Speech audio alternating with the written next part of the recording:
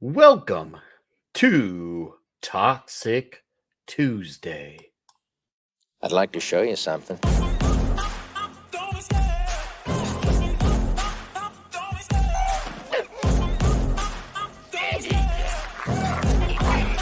I love the chase and the hunt, and I set the pace when I'm running. I always take what I want, and I always give it 100. Don't need a bank, no, I'm funded. Play the game like it's nothing. I'm always thankful for something. Don't take for granted, stay humble. Now wake up!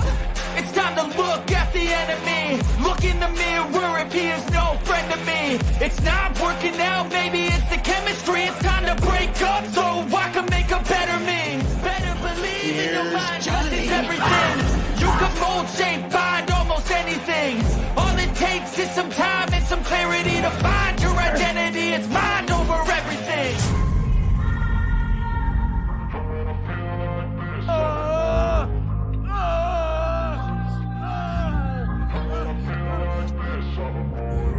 And when I feel like this, I'm immortal. When I feel like this, I'm immortal. When I feel like this, I'm immortal. When I feel like this, I'm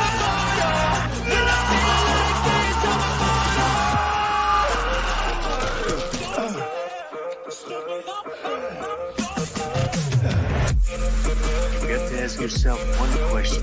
Do I feel lucky?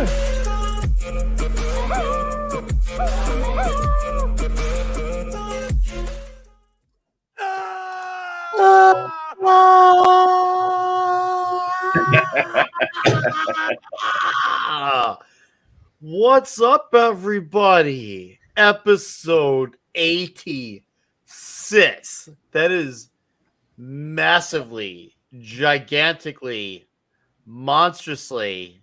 Let's get all 35 of you in the chat. It's insanely huge. Huge. Let's see those huges. Huge. Huge. And we had Darius Munchausen wasting no time whatsoever, because that, my friends, is what heroes do. And he gives the horns for $3.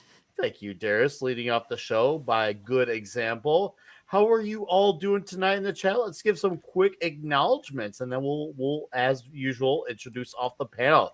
John Capola, Green Lion, Tiki of Doom, Rumble Hotep, Elizabeth Young, Yetnomino, Action Com, Davina Duckworth, Jeff DeWitt, Juggalo Deathcock, Juggalo I'll be hanging out with next week when we go see Striper, and that will be huge as well.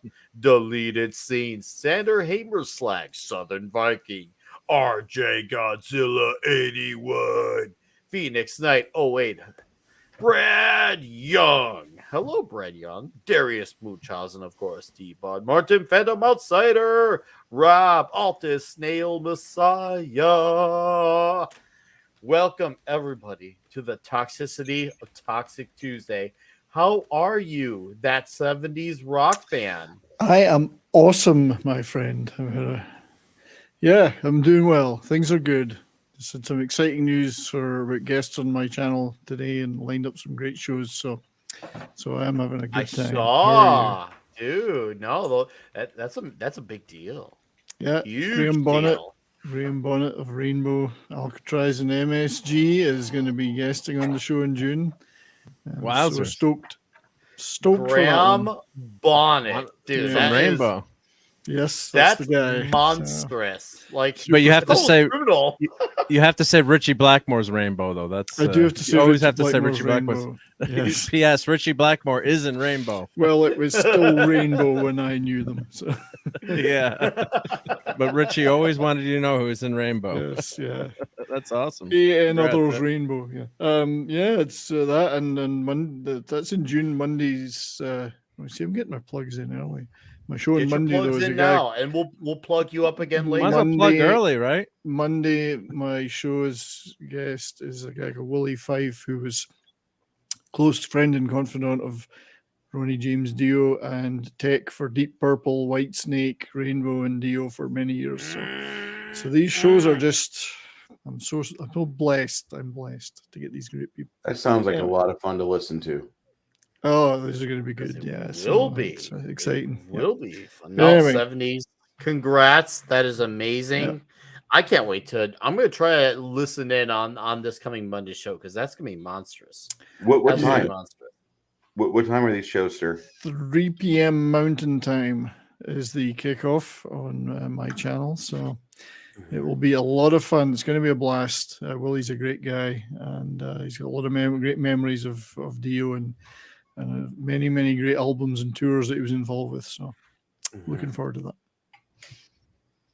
And thank you for having me tonight, though, as usual. Oh, Mike. my pleasure, Appreciate man. it, buddy. Always good to hang out with you. And guys, everyone can settle down. Tom's on his way. He's gonna come, and you know when he says he will, and I believe him. How are you? Just another red shirt. I am good. Looking forward to this. Happy to be here again. And I came up with this earlier. I figured I'd rattle this one off. So this is the third installment in the Death Wish series, to oversimplify, because I'm good at that. The first movie was a story with a political message about law and order and the breakdown thereof, psychological study of the effect of that on a formerly mild-mannered architect. The second movie is pure revenge fantasy with gratuitous sexual violence and lots of the regular kind. Bonus points to the fact that Roger Ebert despised it. This movie tells the story of a man coerced into vigilantism by the police in order to do the jobs they can't. If it were any more over the top, it would involve Snake Plissken escaping from someplace. Wow. It's Red a shirt wonderful film. he almost summed up the show, and we're only 6 minutes into it. Man. Well, I just Love stole the synopsis from IMDb and figured they were going to spoil the whole thing. Yeah, hey, we all know why we're here. This is not like something that you come to on accident. This is not when you're on a show about Death Wish 3, you know why you're here. They should have had the subtitle Death Wish 3 ... everyone dies, and life would just made so much more sense. But we're gonna hold off on that and get to that. But glad to have you, Red Shirt, and I'm glad you could be here. And I hope that next month we can hang out for the. So, We got to get pizza. oh, if you do come, we're gonna get pizza.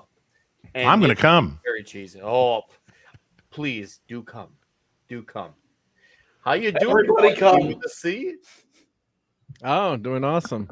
I'm clipping that line you requested, so we'll have that. Yes. Yeah, I got that. If there's any other lines you want, yes. I got the movie in Adobe Premiere, so I can clip as we go. But, Oh, there's a that's few probably the great best scenes one. in this one. Oh, Yeah. dude. You got to clip the car scene You're where they're letting me stealing his loose. car. Yeah. It's my Why car. do you care? That's my car. All right, that'll be next. Jeff. That's my favorite scene in any Death Wish movie, and this is my They- favorite Death Wish. And they have that car all taken apart too. He gets it back together pretty quickly. But yeah, this movie is. I mean, although there's one kind of horrific scene in the beginning, it's definitely not the Debbie Downer that the first two movies are. Other than that horrible, obviously a horrible scene. Not to make light of it, but then the movie takes off, and it's more like Rambo in the Bronx, basically, or Brooklyn, wherever the 3 where the and heck 4 they are very Reagan era 80s movies. Yeah. A lot more fun, I think, than the first one. This is a fun movie. Yeah, we'll have fun with this tonight. Yeah.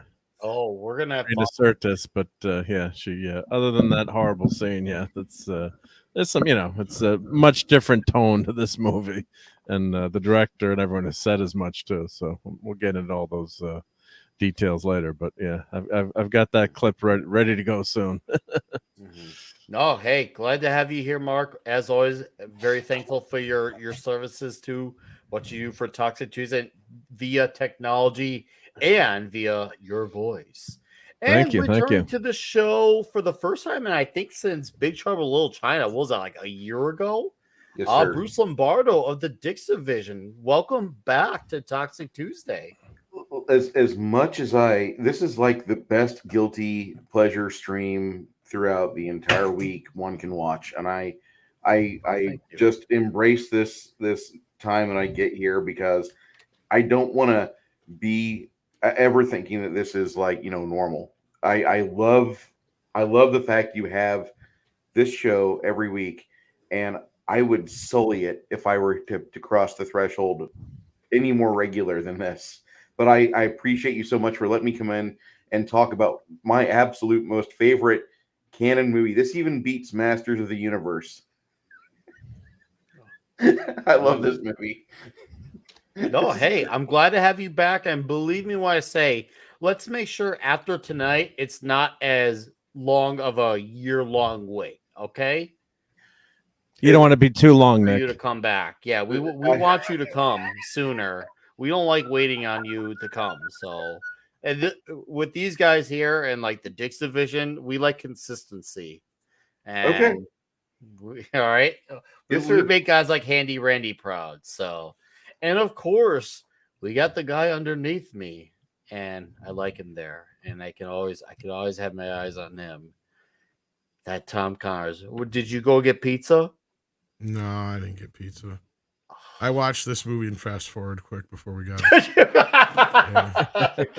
It's even more fun in fast forward. Well, it's like I kind of remember because it's the third one and the fourth one I always get crossed over, but it's like I was reminded quickly that yes, it's the third film. I believe it was Mark or Redshirt who said last week that the third film is the best one, or I think they just said it here earlier. But like, yeah, I don't know about it being the best one, but it's definitely, I could see it being a lot of people's favorites of the franchise. It's the most accessible. It's a very 80s movie. It's barely a Death Wish movie. In the sense that, I mean, it could have just been, you know, about an old war buddy who comes to town and his friend gets killed and he decides, you know, fuck this noise, I'm going to take out the town. The only thing that really makes it a Death Wish movie is when Ted's dad, I know it's not the same actor, but it's funny because you got Bill in the movie and Ted's dad kills him.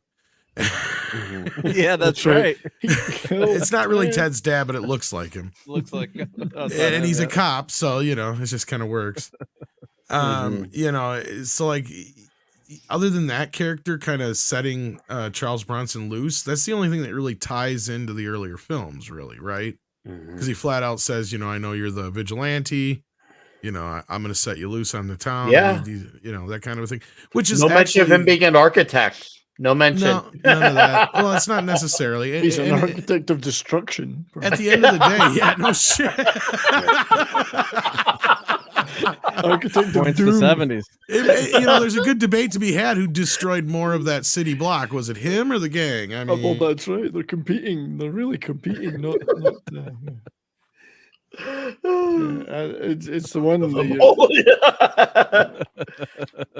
No, for real. but I'm This curious one how should- bad New York really was at this time. If there were like, this is like a demilitarized. Oh, it was zone. bad. Oh no, it's not that bad, but you know, I grew up around here and knew people that lived there, had businesses there, and I mean, it's not quite this bad. And some of the reviews say that, you know, we're showing the crime stats, but people were really fed up at the time, and then you know, the Bernard Getz Subway Vigilante, they said, oh well, you came out with this movie just because of that, but of course the timing didn't line up. You know, they already planned the movie, but people were, you know, fed up by crime, and I think the director said at one point, you know, we kind of predicted what would happen with people getting just, you know, so fed up with what's happening and how you know, it's not safe to be on the street. So it's it was pretty bad in New York City. I'll try to find that crime graph again, but Yeah, this was the first Death Wish movie after the Bernie Getz vigilante shootings, and Yes. Bronson. They're trying to time Bronson- it out for the theatrical release around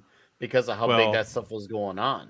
Well, that was big because I lived near New York. I was in New Jersey at the time, just across in the same, you know, in northern New Jersey. So we heard all about it.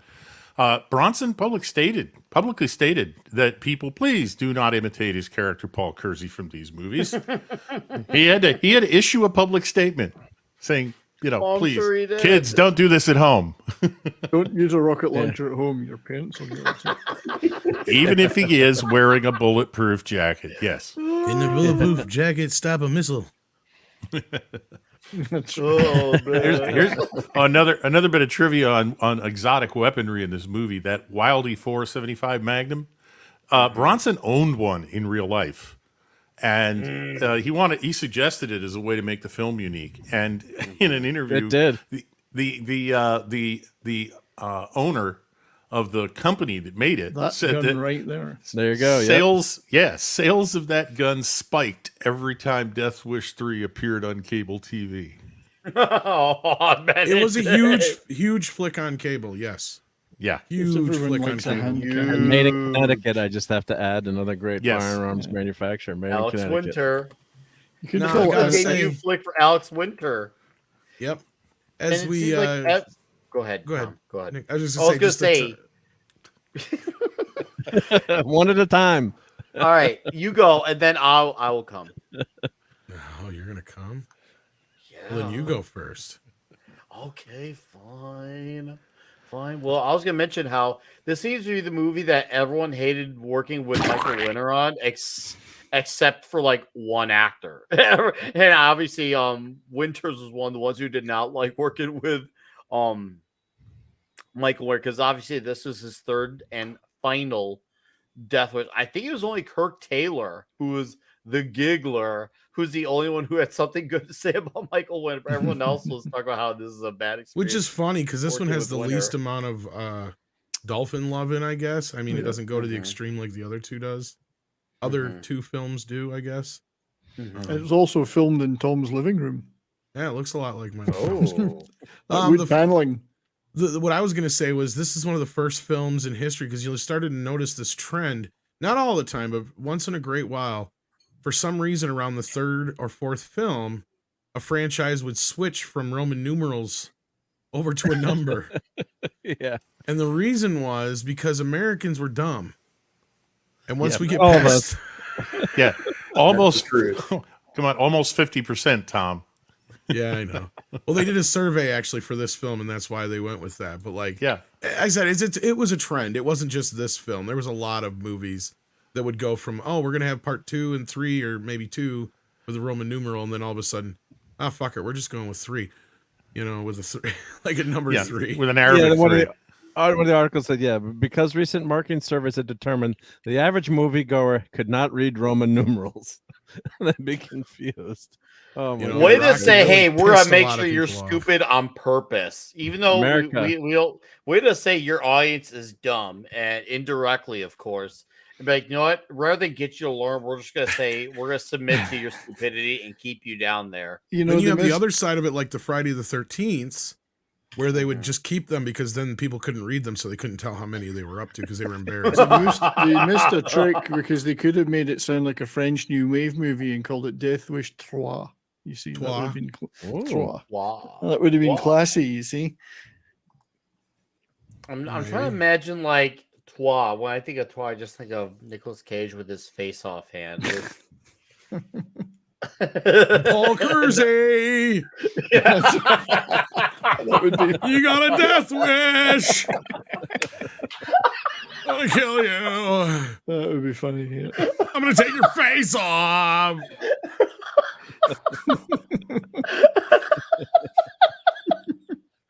How do we just make it? Ah.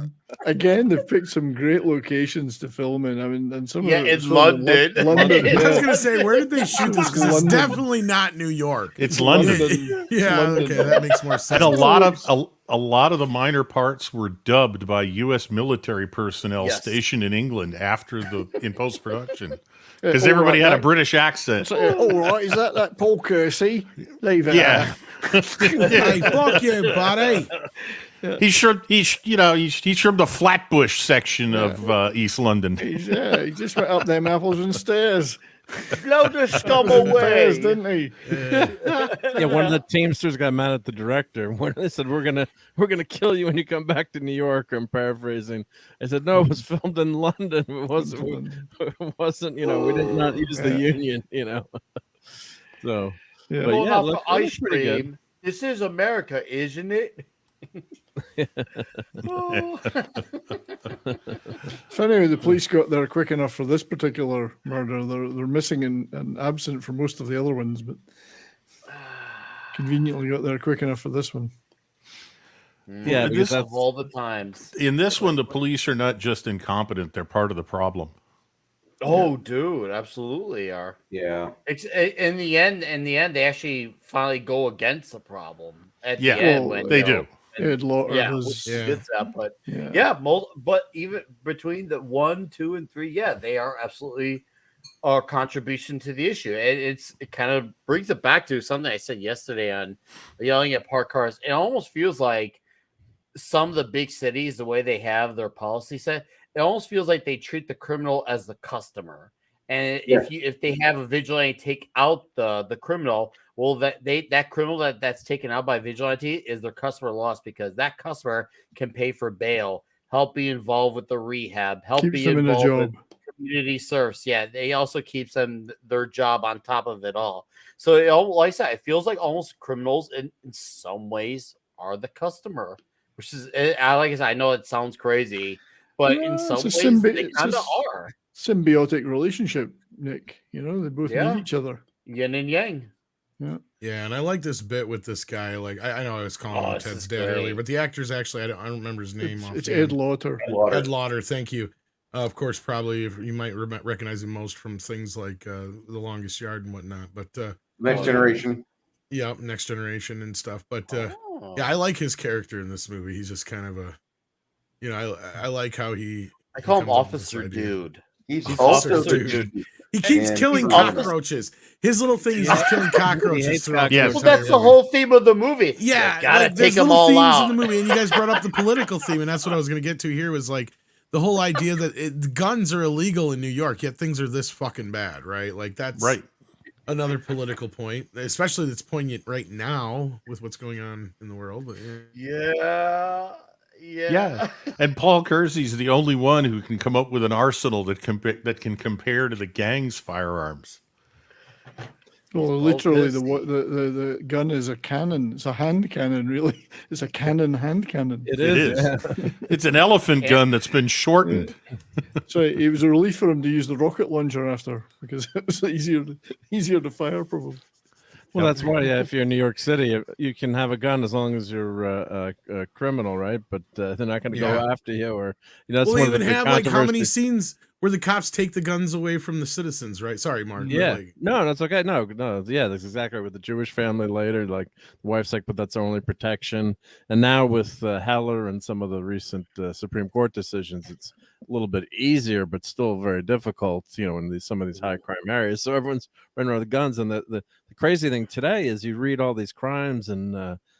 Some of these shootings that are happening. I was reading about someone the other day, and they had 4 or 5 weapons convictions, and they're felons, and you could lock someone up for many years, and they just drop the charges. They don't process the charges. So Bernie Getz did I think 8 months in prison on a weapons conviction. They didn't convict him of shooting the alleged attempted muggers, but he did get 8 months on the firearms charge.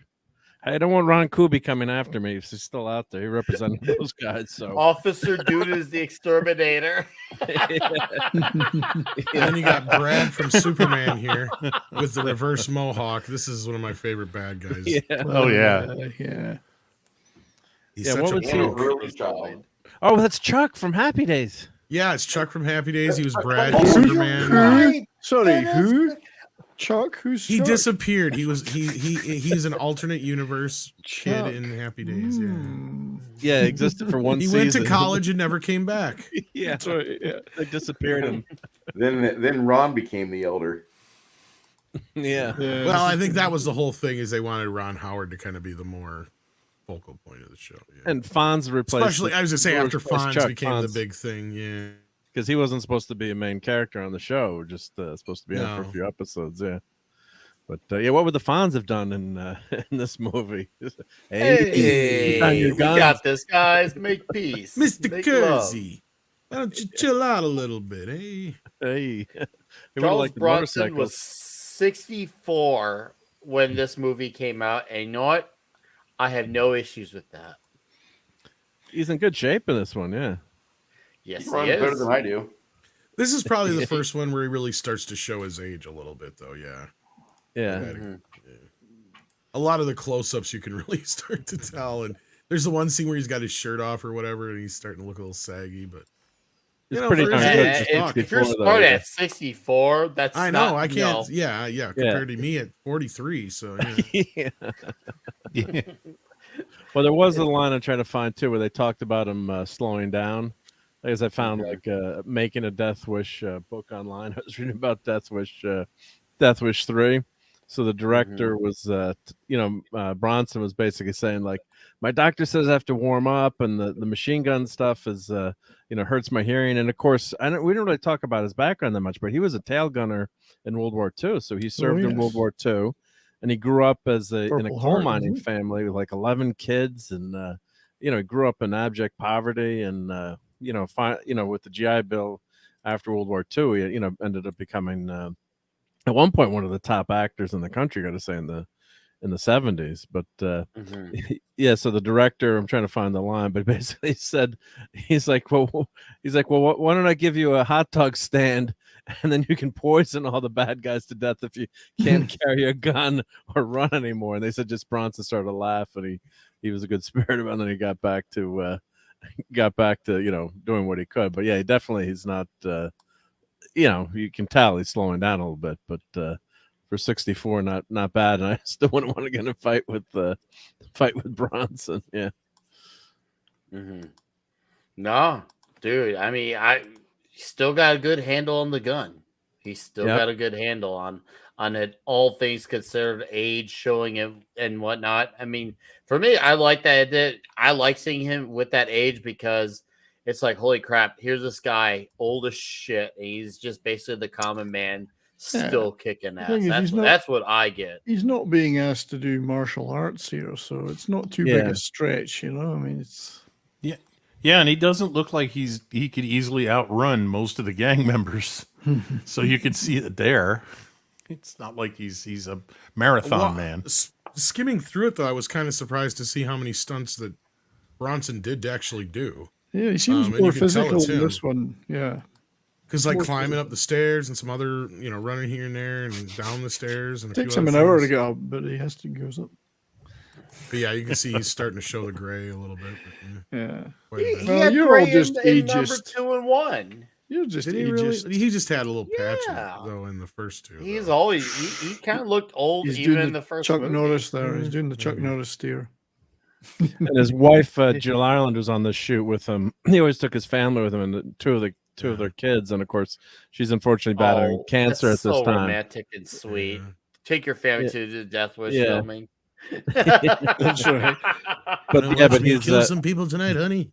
but of course they said he was just bummed out on this film because she's battling cancer at this point. She Yeah. passes away 2 years later. Oh, so that's unfortunately, nice. yeah. So they said he really didn't like the script that much, but of course I guess he needed the payday, and they talked about changing the script, and one of the writers said he wrote some treatments. In the end, they just ended up doing this, even though Bronson even said it was too much like Rambo, in the city, basically. But it just ends up being a fun, crazy fun cult movie. movie. Despite that, It's an action first, a little bit of comedy second, and it's a comedy in the way a lot of things play out, because some things play out unevenly, consistently, and there's some things like, oh, look at that guy, he's just watching a big violent mayhem right going on. I say he's so happy about it. Look at that smile on his face as everything, and there's got this really optimistic music playing despite all the mayhem. Yeah. I'm like, this doesn't fit, but it's funny.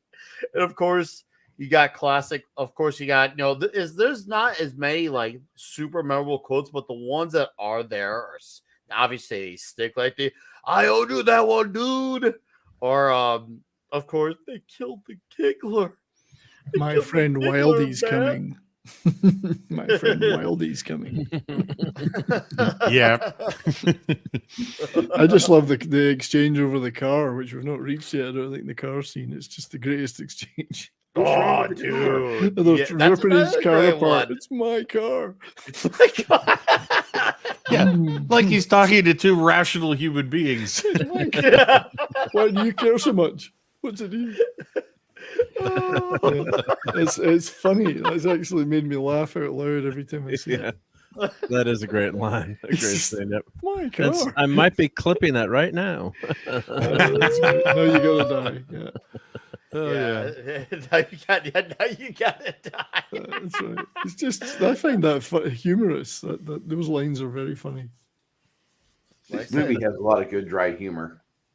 Yeah. Yes, thank you. That's the word I was looking for. Dry humor. You took it right out, Bruce. I strongly agree. Yeah, it's Did definitely. you just say dry hummer? Dry humper?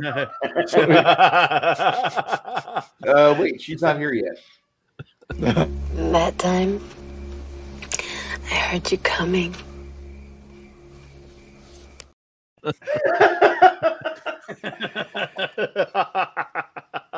It's one thing about Death Wish movies: no sex scenes. Not in the traditional sense. Let's put it that way. No. No, definitely not. The truth is not at there's all. no. It's just business. It's all business. Yeah, they don't waste too much time with that kissing and stuff. Yeah. Kissing nonsense. No, we don't need that. We don't need that cooties and romance stuff. We just need death. Lots of people exploding and falling off buildings, doing absurd screams, falling down on the way. As they were falling down. Yeah, how Some many of the stories dummies? some people have. Dummies tossed from buildings. No, imagine what those screams sound like if they're British. Or like I'm trying to imagine what they sound like British. They probably sound really weird. British Point of screams, view. Great actor Martin Balsam, though. That's a great Yep. piece of casting. Yeah, classy actor. I'm just glad his name is Bennett in this. Yep. He's a Bennett. I just call him not Ernest Borgnine. Not Right. Discount Ernest Morgan. He better have a high ceiling. I mean, if anyone deserves it, it's the Yeah, he's got a landlord really of the high damn ceiling for an building. apartment in New York, I'd say. Well, he is the landlord, it seems like. So if anyone should have it. I guess mean, maybe on the top floor, I suppose. But Or that too. No, I don't think he's. I mean, how buildings? What 3 or 4 stories tall? I don't know. We did Reservoir Dogs recently, of course, based partly on the taking of Pelham 1, 2, 3, in which Martin Balsam was Mr. Green. In that That's movie. right. So there you go. Oh. So okay, imagine like when you're not on set doing this movie and you're Gavin O'Hurley and you're living your life just with the reverse mohawk. I could never take that look seriously ever. Not even if I lived in the A's. First, And I'm a there's a lot dickhead of- boyfriend in Superman after I got kicked off of Happy Days. Now I'm sitting around here with a fucking reverse mohawk. I think of that hair. I'm like, even if I lived in the A's, because there's a lot of looks. I'm like, okay, I could see. And why it then was Charles pulled off Bronson for blows time. my ass out of a fucking window. Dude, Yeah. he fucking blows him, and not in that type of I way. don't blows him. it's pure phrasing. Raving. Is Fraser, is that still a thing? Are we still doing that? Sorry, Oh, we're always He is a phrasing. badass in this though. Like the way he's manipulative as fuck, and he's like the phone calls and the creepiness of him, and Oh yeah, no, he's a Oh, great yeah. villain. He is a great villain because Yeah, he definitely he's good. like he realizes that now that after all this time, he's basically been like a kingpin of sorts in this little neighborhood, aka his turf. He realizes, oh crap, now do we have someone? But I'm gonna push back against this guy. I'm not gonna take it. And he really makes sure he takes out on everyone. For every shortcoming he gets, he makes sure he strikes back. Like twice as hard to even the score, and he does obviously want to give up the area because they got used to running the area, mooching off of people's money, and doing the bad things that they do to some of the ladies, of course, and just breaking into people's place. So they're not used to someone coming in and just responding to their shit. This is a lifestyle that they are comfortable with, and now they have to be uncomfortable, and that to them is not a familiar feeling. And I mean, it's a that little was over the all. top about how bad this neighborhood is, though. I mean, that's some of the reviews said that, but you kind of it's just kind of like a cartoon / Rambo-esque version. I mean, cops aren't going to put up with this level of stuff. People get away with a lot of stuff, but everyone walking to the grocery store. I mean, if you had, getting accosted every time like you that, can't tell me though there wasn't parts of the neighborhoods in certain areas where cops would often avoid though. Oh yeah. Oh, yeah. for sure, Even the yeah. cops. Oh, yeah, there Yeah. were. But I I'm mean, saying I- if you lived there, you kind of knew how to, get around in the neighborhood and what to avoid and where to go and things like that. Versus, this point Because where there's a scene later on where a cop's just driving through, and I'm like sitting here thinking, they must drive through that like all the time with their sirens on at full speed because they got those fuckers just throwing shit at them on the corner, Yeah. and they're just trying to get through. Did we mention that was Marina Sirtis earlier? In We did brown not. face. with Troy. Maria in brown Yeah. face. Yeah. She's playing. Marina She's Sirtis. playing a Hispanic woman in this movie. Yeah. Nice Yeah. shot. Here we go. Here we Ooh, go. that's Hold a on, great hold on a second. sequence. Brilliant sequence. That was a Pause nice this. screenshot You ready? there you got. You got it? Fucking car, what's it to you? It's my car. It's my car. How you gonna die? No, you're wrong. It's you that's getting a death wish. I love that scene. That That's never my gets car. old. No. The next line should have been wrong movie, asshole. You must have a death wish. Boom, boom. Oh, I did get a good screenshot there. That was a lucky one. Yeah. Yeah. That's what I was saying. Yeah. Now you gonna die. Oh no, so perfect. It's my car. It's my car, asshole. It's such a basic, but it's true. Like it's true. Yeah. It's such a basic response, but yeah, it's What's even better is how he just waltzes, like he was just having dinner with these folks, and then he waltzes right back inside and just acts like nothing fucking happened. Right. The ham again, Gonna have going for seconds. green beans. Nothing happened. They're like, "What was that? We heard gunshots." He's like, "Yeah, I sent a message. Let's go eat." This guy doesn't Yeah. get the shakes. He doesn't have. that was any an Arnold PTSD. lie. If you think about it, his response about sending a message. That's basically him doing an Arnold, like when he says stuff like "I let him go," he said, "I sent the message." That's an Arnold one-liner, but done with the Brunson, tinge to it. We got to play that again. I think. Fucking car, what's it to you? It's my car. How you gonna die?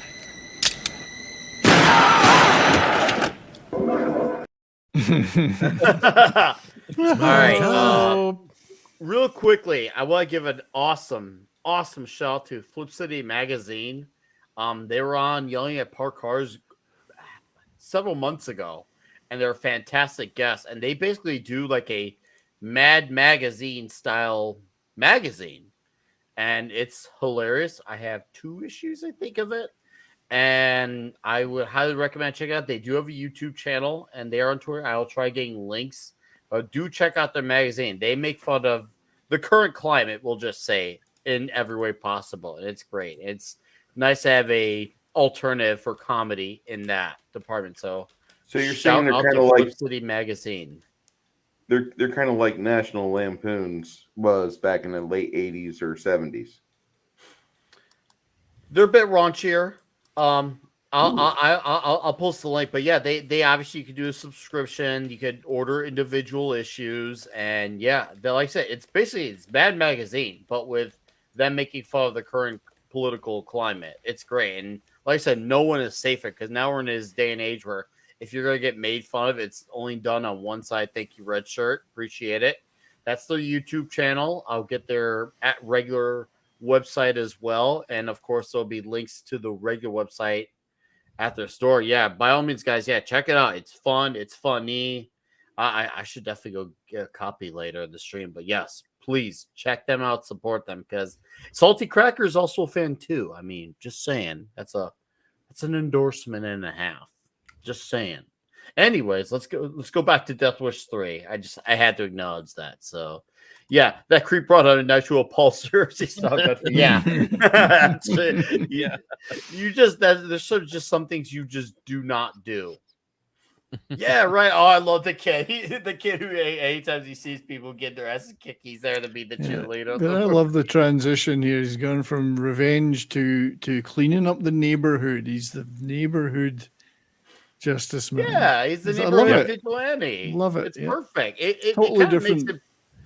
it makes his return to New York make sense because he went from being the guy that they didn't want to now, okay, we need you. Obviously there are circumstances and rules he's supposed to abide by, but they realize that, well, this guy's going to actually get some shit done because he operates on his own merits, within reason, of course. And yeah, well, this is basically just like a Clint Eastwood Western, right? It's the man Yes. with no name Yep. wanders into town, gets hired to take out the trash. And it's a little Yeah. bit like the Equalizer too. I'd say if anyone remembers that. Oh, old- yeah. not the Oh, new yeah. show with Queen Latifah, no, but we're the talking William old, Zabka. old, yeah, Equalizer. Remember Yeah, the where he- original, yeah. for Which the has movie. been difficult as hell to find if you don't want to buy it on DVD. Oh, it's tough to find now. Yeah, Yeah, Yeah, I'm it trying is. to find I it. love that show. Yeah, it was a good show. Wait, the CBS show or the first movie? The original show, TV show. Yep, not With Edward not- Woodward. Yeah, not the newer movies. The movies, are not the easy to Queen find. Latifah one. and not the No. not the No, Shequalizer. that's the Shequalizer. Yeah, Well, Shequalizer. There's also the movie that ripped off Death Wish, but was still pretty good. The Exterminator. yeah. Yep. Remember The Exterminator, Robert Ginty? That's a pretty remember good that. movie. I have not seen the Exterminator. Oh, you got to do. We have to do The Exterminator. It's like Death Wish I on would- steroids. Oh, I More wanna of a do body the count than this movie. Bigger body count. huger body count. Dude, they Mission- make such good work out of their pyrotechnics specialist. That's all I'm gonna say. The pyrotechnics in that movie are fucking off the chain. Oh yeah, Dude. yeah. Exterminator's a lot of fun. Because I saw this movie like this later in my bit. life because I saw Home Alone first. I thought of Home Alone when I saw this. I'm like, oh, he Home Aloned his place in the apartment building with the trap. Well, I just That's a love good how he line there. gets inventive because not everybody. If they keep using the guns, they're just going to keep drawing the cops there or whatever. So they're like, all right, well, we'll come up with these booby traps, which is kind of neat. Getting a lot of love in the chat for The Exterminator. We're gonna have to do it, Nick. I guess so. All right, chat. You want it? We're gonna do it. All right. We have to do that. There's no way we don't. Yeah. All right. I found Flip City. All right, guys. In the chat is the link for Flip City's regular traditional website. I know this was the movie, I guess, that got between Michael Winner and Charles Bronson at the end of the day. Because this is the last film I believe they worked together on. Hmm. And the big Right. issue was, I guess, that Winner added more violence and stuff to the movie after the fact, Hmm. which made Bronson mad. But it sounded like Winner was just a nightmare to work with on this movie, too, from Yeah. the sound of it. Yeah. I think he was Oh, yeah. filming stuff. I think I read somewhere that he was filming scenes with thugs, extras that Bronson wouldn't have wanted in the film when Bronson was not on set, not in, he was gone somewhere. So he was basically sneaking this stuff in so that it would wind up in the final film. And I think Bronson may not have known about it until he saw a test screening. Yeah. And that would have probably been a straw, like the straw that broke the camel's back for him. It's one thing if he objected to the scene, one of the scenes in Death Wish 2, but in this, I think there was some stuff that was added that he wasn't happy about, but he didn't find out about it at the time. He wasn't aware of it at the time, and it was too late by the time the movie came out for him to do anything about it. And I think that was part of the reason that he said, "All right, I'm done with you." Yeah, because like you guys were saying earlier, due to the whole subway shooting thing, they rushed the movie out to where it didn't even have a proper color timing when they released it. Yeah, But it ended up basically making its budget back within like a couple of weeks. So it made, it didn't matter. it made $10 million in its first 10 days. Yeah, which it actually only supposedly cost $10 million, but yeah. I found a quote from the director too about talking about that. He says the Death Wish films will continue as long as audiences want them, and at this moment, I see no shortage of customers. This is when the movie came out, obviously. Winner predicted at the time. He told Annabelle magazine, "I can see us doing Death Wish 24 when Charlie Bronson is in a wheelchair shooting. Well, I can't say the word handicapped people, and I'm directing by telephone from Like my hospital bed." retards? No, cripples. You can't say Oh, cripples crippled. anymore. So now you got me Oh. to say it. Well, See, I've already You gone just this said it. far. It's all right. I I don't I already think, know I think this crippled's the winner. okay. The I think you stream's can still say demonetized. crippled. I've already come to grips with You've it. already been Nah, demonetized. I there. think you can still say crippled. You might be able Well, to. I don't say know. it on think here so. anyway. They're crippled. It's crippling. Yeah, people still. Yeah. They're crippled, but go You on. can have crippling Yeah, so that- agoraphobia, or whatever. It's a Yeah. term. It's just a term. So, this is after Sure. Death Wish 3, Winner remained heavily involved with Cannon and often wrote rebuttal letters to trade publications belittled Golan and Golbus, if I'm saying his name correctly, the head of Canon Films. And then winner was announced, in the Clobberin Times like this, as the director of 2 more big-budget Canon action pictures, Captain America, based on the Marvel comic book, and Delta Force 2. But then, Captain America, they said they didn't have the money for, and then that did go to another director finally. But you can imagine if Michael Winner directing Captain America movie. Albert Pyun actually ended up doing Captain America. Right, Yep. Golan took it with him when he left. Actually, and Aaron Norris, they said Chuck's brother did Delta Force 2 as a director. Yep. But Bronson did keep working that was the last one with he actually had I think it was work Thompson with or Winter. something Lee Thompson or whatever come into J. work Lee with him. Thompson. Guys, we just had an essential part here where he set up a trap for the neighbor's place and that The teeth, They just described yeah, Mexican Iron Man. They just He described just looks at Mikey. it, he's like, look, where are those teeth? I remember when I first saw that. I'm like, are those freaking teeth on there? Yeah. Freaking teeth.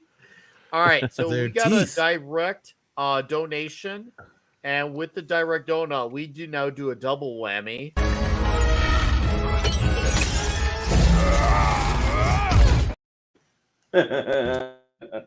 You have the biggest dick I've ever seen on a man. And we have deleted scenes for $1.99 with a direct donation. He says, "Hail to the panel and chat.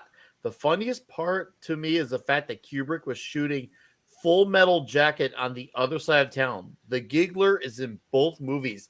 Yes, he is, and that's because the Giggler, as I think I mentioned earlier, I'm sorry if I'm repeating myself. They killed the Giggler! He's the only guy who has something good to say about Michael Winter, pretty much, because he was referred to for Kubrick for his Full Metal Jacket. I was going to But say, I other think than it was that, shot after this, not at the same time. Because It was after, Yeah, that didn't come out till 87. Yeah, it was after. But yeah, everyone else talked about how they didn't like working with Winter, but no. But the Giggler, though, he had the best experience. Who's the wild? Giggler is all about him. I love this line there too, where he said, where it's up here now. Yeah, this Wadley friend of yours, can he catch this guy? May not Yeah, catch he him, but might. he'll stop him. Yeah, Worldwide Air Express. Yeah, shipping firearms wherever you need them. Yeah, Yeah. We're not going to check what's in the package. Yeah, That's right. all the way from Connecticut. We're going to need a bigger package. And they have the address in there too. They have the Wadley address on there, Brookfield, Yeah. Connecticut. Yep, That's on right. the We package, advertise. Yeah. Hey, Yeah. look what's in this package. Now, talk about a gun with some kickback. I mean, if you ever shot a 45 or a say like the 1911, and depending on how you load your car, I had a friend. He said, "Mark, watch out these cartridges. I loaded them hot." I was like, "Holy crap! This is a kickback on this one." I can only imagine it's a shortened rifle cartridge and a handgun. Yeah, What that would be like. 44 Magnum. And I'm not kidding. like It's a pushing one of rifle these. cartridge, but it's an elephant cartridge. Yeah, It is for big, dangerous game in a rifle. Put it in a handgun, and it's as dangerous to the person shooting it as it is the person being shot at. yeah. Oh, it's another good. Yeah, nothing is too good for our friends. That's another great line. I remember that. And then the victim happens, of course, and oh boy, is the retaliation great. There is, however, something that's important about this scene because not only of the tragedy that happens to the lady, but they mentioned something that kind of doesn't make sense. They said her arm got broken, and then they make it to the hospital, and all of a sudden they find out she's dead. Apparently, they had a scene that shows her having her arm broken. That was a deleted scene. That could have apparently added more context to this situation. But obviously, when you take it out, you're like, hold up.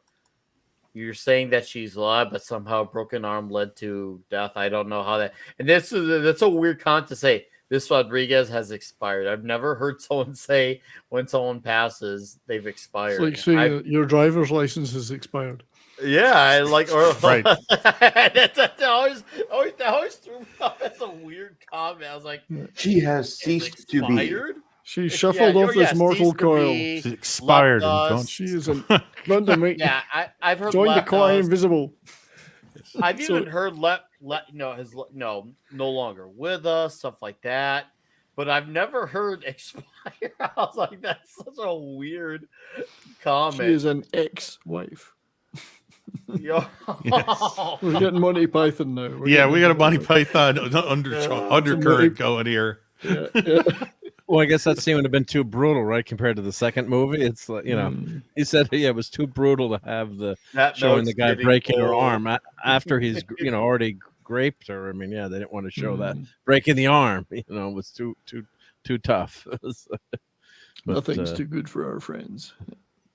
No, but after except that one scene, this movie turns into a cartoon. After, but it's fun. It's fun. No, I'm not saying that way. here. Chuck's really a community organizer by this point. That's his title, community organizer. He brings the community together to fight for He social actually is justice. doing community service. He's going out for ice cream. This is America. Isn't it? This is America, isn't it?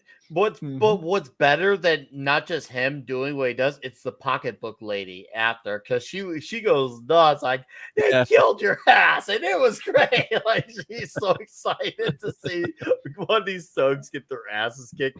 I'm like, man, this movie is like a textbook example of, hey, are you a writer or looter? Like, this is what happens in an era when you fucked around and absolutely found the fuck out.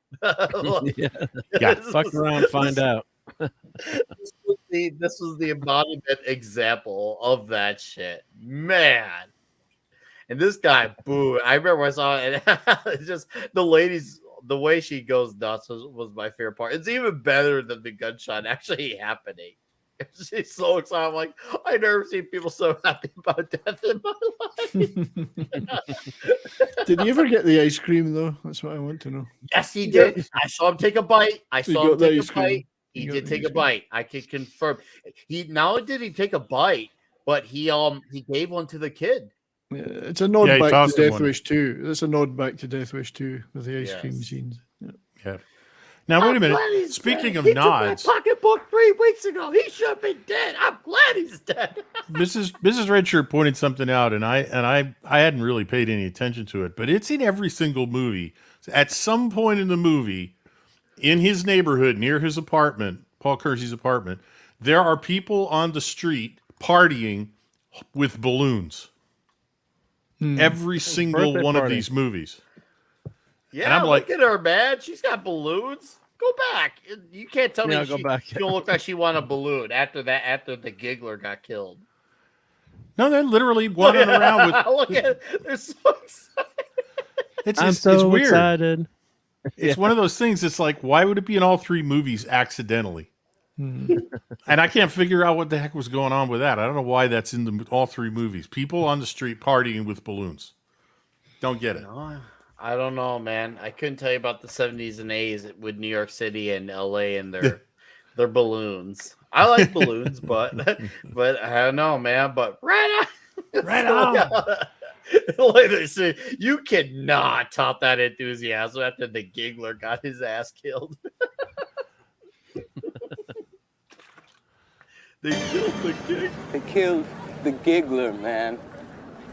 They killed the giggler! Well, he kind of had it coming. You He should have gotten the Academy Award for that one. Yeah, he should have. That's great. It's so funny that scene of all the scenes, that was one of the big seat stealing moments there. I'm glad he's Oh. dead. I'm still glad he's dead. He took my pocketbook food, so I'm glad he's dead. I was like, my goodness, this lady she is charged. And there comes the comments. They killed the giggler. Yep. That's the second or third time I've seen Brian ask you if Michael Winner is a good director.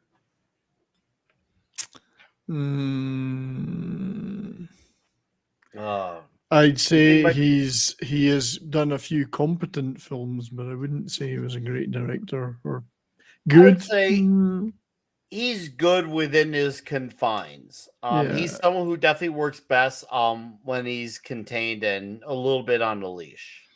Yep. He's a better director than he is a writer. But he's not a great writer. But After 3 movies, you would think Charles Bronson would be like, I should not go to anyone else's house. Outside of my vicinity. he would either that or he should learn how to spot a tail. Yeah. And Bronson should send there that he liked Klingon opera too. I'm disappointed in him. Yeah. Michael Winner did make a couple of great movies about nudists in the early 60s to get around certificate issues. Because if you made the movies about nudists, naturalists, or whatever they call naturists, you could have boobs in a movie without having an X certificate on it. So, yep, they're all natural. They're all natural. It's nature. It's from German. The word is naturist. That's right. Yeah. So he was quite clever at that. Yeah. What was it in MASH? In MASH, was it Hawkeye used to buy those on 8mm? Yeah. Nudist colony films. Yeah. That's right. Yeah. Michael Winner made a few of those. I probably did. Yeah. He did. Yeah. Yeah. So he got started. So, wouldn't the gang sign up for it make them just? You would think, but then I mean, it does make it prime time. But yeah, also remember this is an area where they can just run their shit and they can basically flaunt it. So they can. That's the whole gist of the gang is that they can just basically do whatever. They can flaunt their signs and you still take it. That's the whole gist of that. So yeah. Anyways, look at this amazing poster for the movie. I wish I had posted this on. Thank you, Mark, for scooping this. He's back in New York, bringing justice to the streets. The second of 3 times. Yes, love this poster. Chuck is back. Ken and Phil Bruce should be they should have been proud of this poster. This is an amazing one right here. I need me a scoop of this one. It's just the movie's Chuck versus Chuck too. They could have. There's Chuck. I can't unsee that now that I just recognized him as Chuck from Happy Days. Chuck versus Chuck. That's right. Now you can't unsee it, right? Now you can't unsee it. Just remember that scene where he's bouncing the basketball with Richie Cunningham. You know, the older brother giving him advice, not with this crazy reverse mohawk, but yeah. Oh, dude, this card's hilarious. From the producers of Joker comes the giggler. The joke is on you. He's like the Joker, but funnier. And actually, the Joker and the new Joker movie was actually based in some ways. They said on Bernard Getz and the subway vigilante in New York. They took parts of his story and used that as the Joker basis for the Joker. Yep, I can see that. Damn, I would have. Oh, my mind is blown. I tell you what. So, do you guys know which country this movie was banned in? Germany? No. Sweden. Sweden. We don't need to say why. We all know why. Not enough Swedish girls in it? There wasn't enough boobs in it. That's why. But this movie's banned in freaking Sweden. It's like, wow, the Swedes didn't. That the violence was too much for them, man. It's too much. I guess their days of taking part in the raping and pillaging of Europe with their Viking cohorts from Norway were long in the past by then. they probably really liked the reverse mohawk and didn't appreciate the treatment. Yep. That fucking reverse mohawk. That shit's so distracting. Like, Yeah, I could it not is. have. And take it from a guy. I've had a long-haired mohawk, like where I've had like most of my head bald, and I have like the center strip of hair being a mohawk, and it coming down like long hair. People could say what they will about that. Fine. Let's just put it this way. I could take myself seriously with that look, but that reverse mohawk, bro, I could never look myself in the mirror. I mean, I'm gonna hope that he was the second highest paid actor just to keep suffering through that look, because you gotta stay on set, and then when you're off set, go around with that haircut, man. What was he doing? Like he slipped. He's like, I'm gonna give myself a mohawk. Oh shit! I went down the middle, and I'm screwed. Hmm. I mean, I guess you could say he probably wore a hat wherever he went. I don't know. No, actually, I'm not gonna get a reverse mohawk for this. I get a reverse mohawk. I'm gonna end up shaving my head later the night, that the day. night after the show, you're shaving your scalp. You're like, That's right. Yep. That's right. Oh, You little guys in the bedroom, they're just running through. That's right. Yeah. So what is Roger Ebert's thought on Death Wish 3? I Oh, don't know God. his thoughts He gave it on a 1 star. He said it was He hated marginally it. better than the last movie, which is 0. Yeah. Wow. He hated it though. Yeah. Yeah. Yeah. No, Why did he give it a 1? Anyone? You have the review, Red Shirt, or I'll look it up. Makes me love it all the more. Then Yeah, this All movie is right. classic. I don't understand what people are so butthurt about. You're talking Like about these Roger fan Ebert, whom I like, might add. I do like Roger Ebert, but man, when he's off the mark, he is off. The fucking He doesn't even hit like mark. this can that the target's sitting on. Nope. Yeah. there's a, Nope. yeah, there's Yeah, a he nailed it. strand nailed- of people will never. Hold on, the like, dead guy any who of it- fell down from the building who nailed, or are you talking about the review? The review. I mean, well, Because that's a the great comment fall. about it was nailed. It's a marginally better movie than the second part of this series. Enough better to earn a 1-star rating instead of none. That's the plot is as before. I don't know. That's probably the one thing that's actually different about this, because now the cops are forcing him into it, which is to me Yeah. seemed. I mean, like that's pretty wild. Oh, I like this, but this is sorry, I was thinking he was dialing for more thugs. Remember, he phones up for dial a Wow, thug. T for I need more thugs. manpower. Like there's a number you can call to get more thugs. I don't, Thugs are us. thugs are us. Yeah, dial a thug. Oh, This guy's got more smarts than some of the other Death Wish villains. Yes. At least he's Oh, got yeah. some kind of. oh, very Well- much so. Yeah. I think he's Well, the he strongest probably- villain for the series. He's got the youth. He's also got the when you're young and wild and reckless type of thing going. And Just- then also he's a gangbanger. And when you're a gangbanger, you have no morals, you have no code of ethics, you have nothing to like feel sympathy for. He cares about himself, and he has obviously a gang that he acts like he cares about, but really he just likes. But I was Dang thinking it. that if he Go ahead. hadn't come across Paul Kersey and he took that stupid thing off his forehead, he could have been in Congress in 5 years. You know, he's so smart.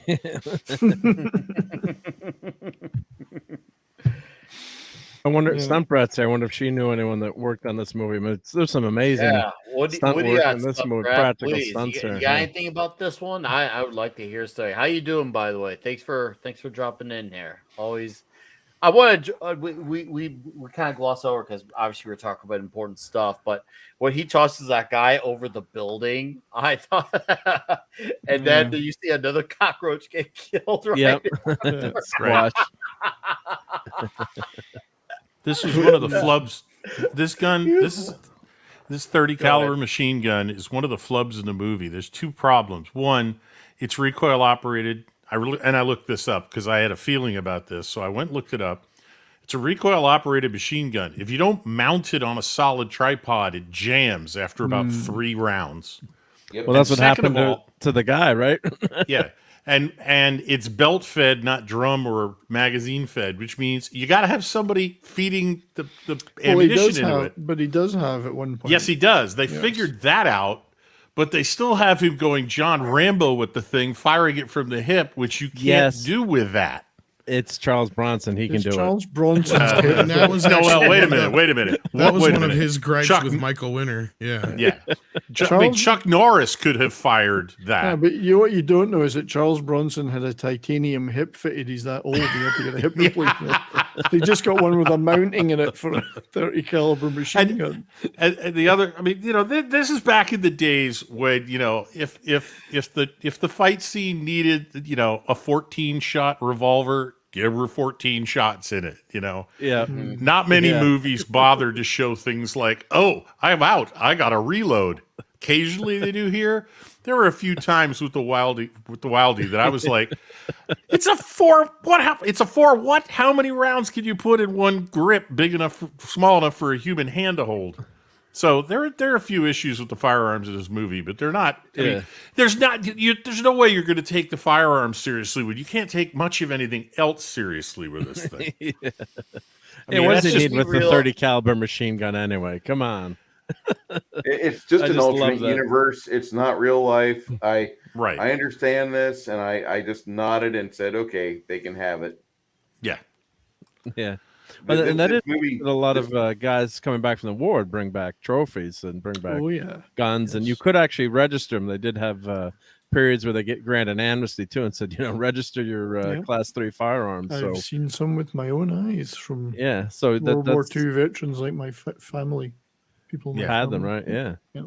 So it is legal to have, but of course, if you waited too long and didn't register in the amnesty period, then they remember the STG 44 that someone found in someone's closet, which is the German, basically considered the first, assault rifle, and it's worth, thousands and thousands of dollars. And like, can you find when your husband registered this? Because otherwise, we might have to destroy it.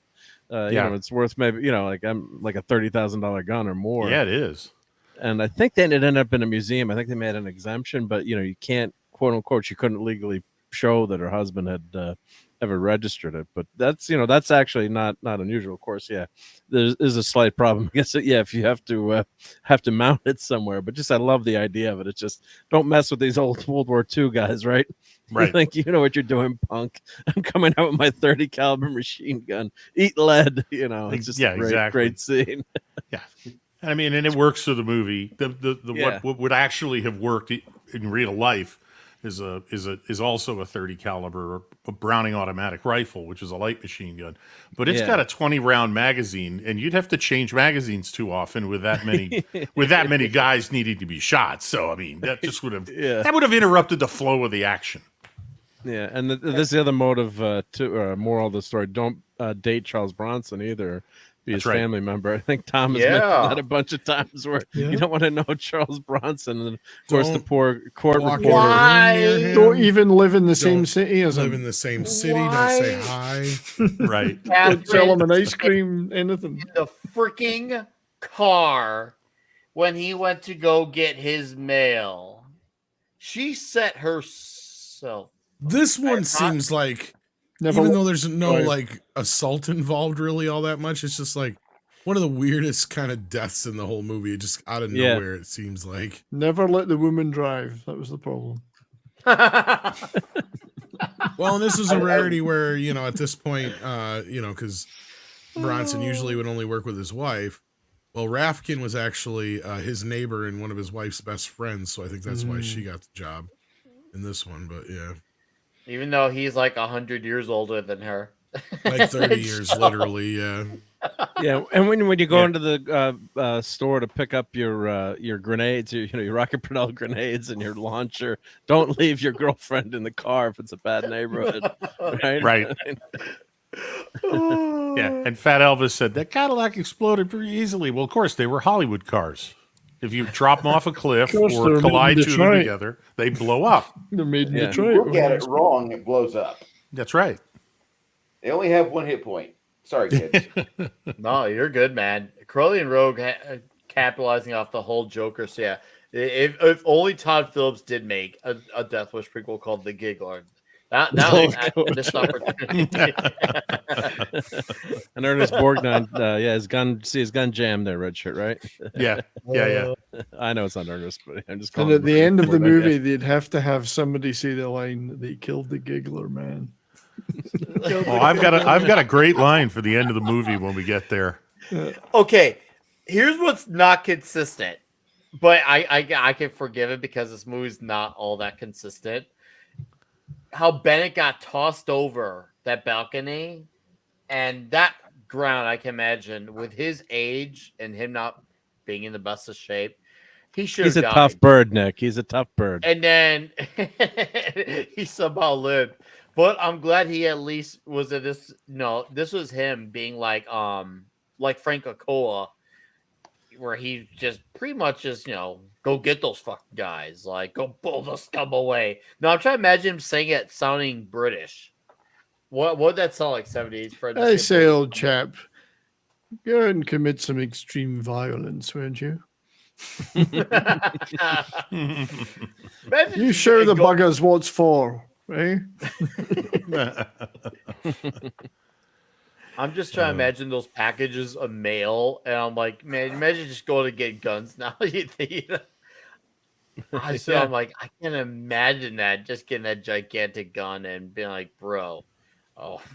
Well, I think that's someone sending it to him. That's not, he's not purchasing it from anyone. That's got to be someone sending it to him, or who knows, maybe his, some relative or another army buddy or something. Because that's not something legal to own. Yeah, like grenade launchers are us. Yeah, that you can't dial up the. This is what he's asking. This is dial a thug. Yeah. But here, look. Here's the address. There's the address right there. Like they put the address 28 Old Route 7, Brookfield, Connecticut. So Google it. I know Old Route 7. There's Route 7 and Old Route 7. I've driven that before. So yeah, it says New York. Oh, NY Gun and Tackle, PO Box. Yeah, U.S. Army Ordnance. So I mean, I don't think that's legal to own, but yeah.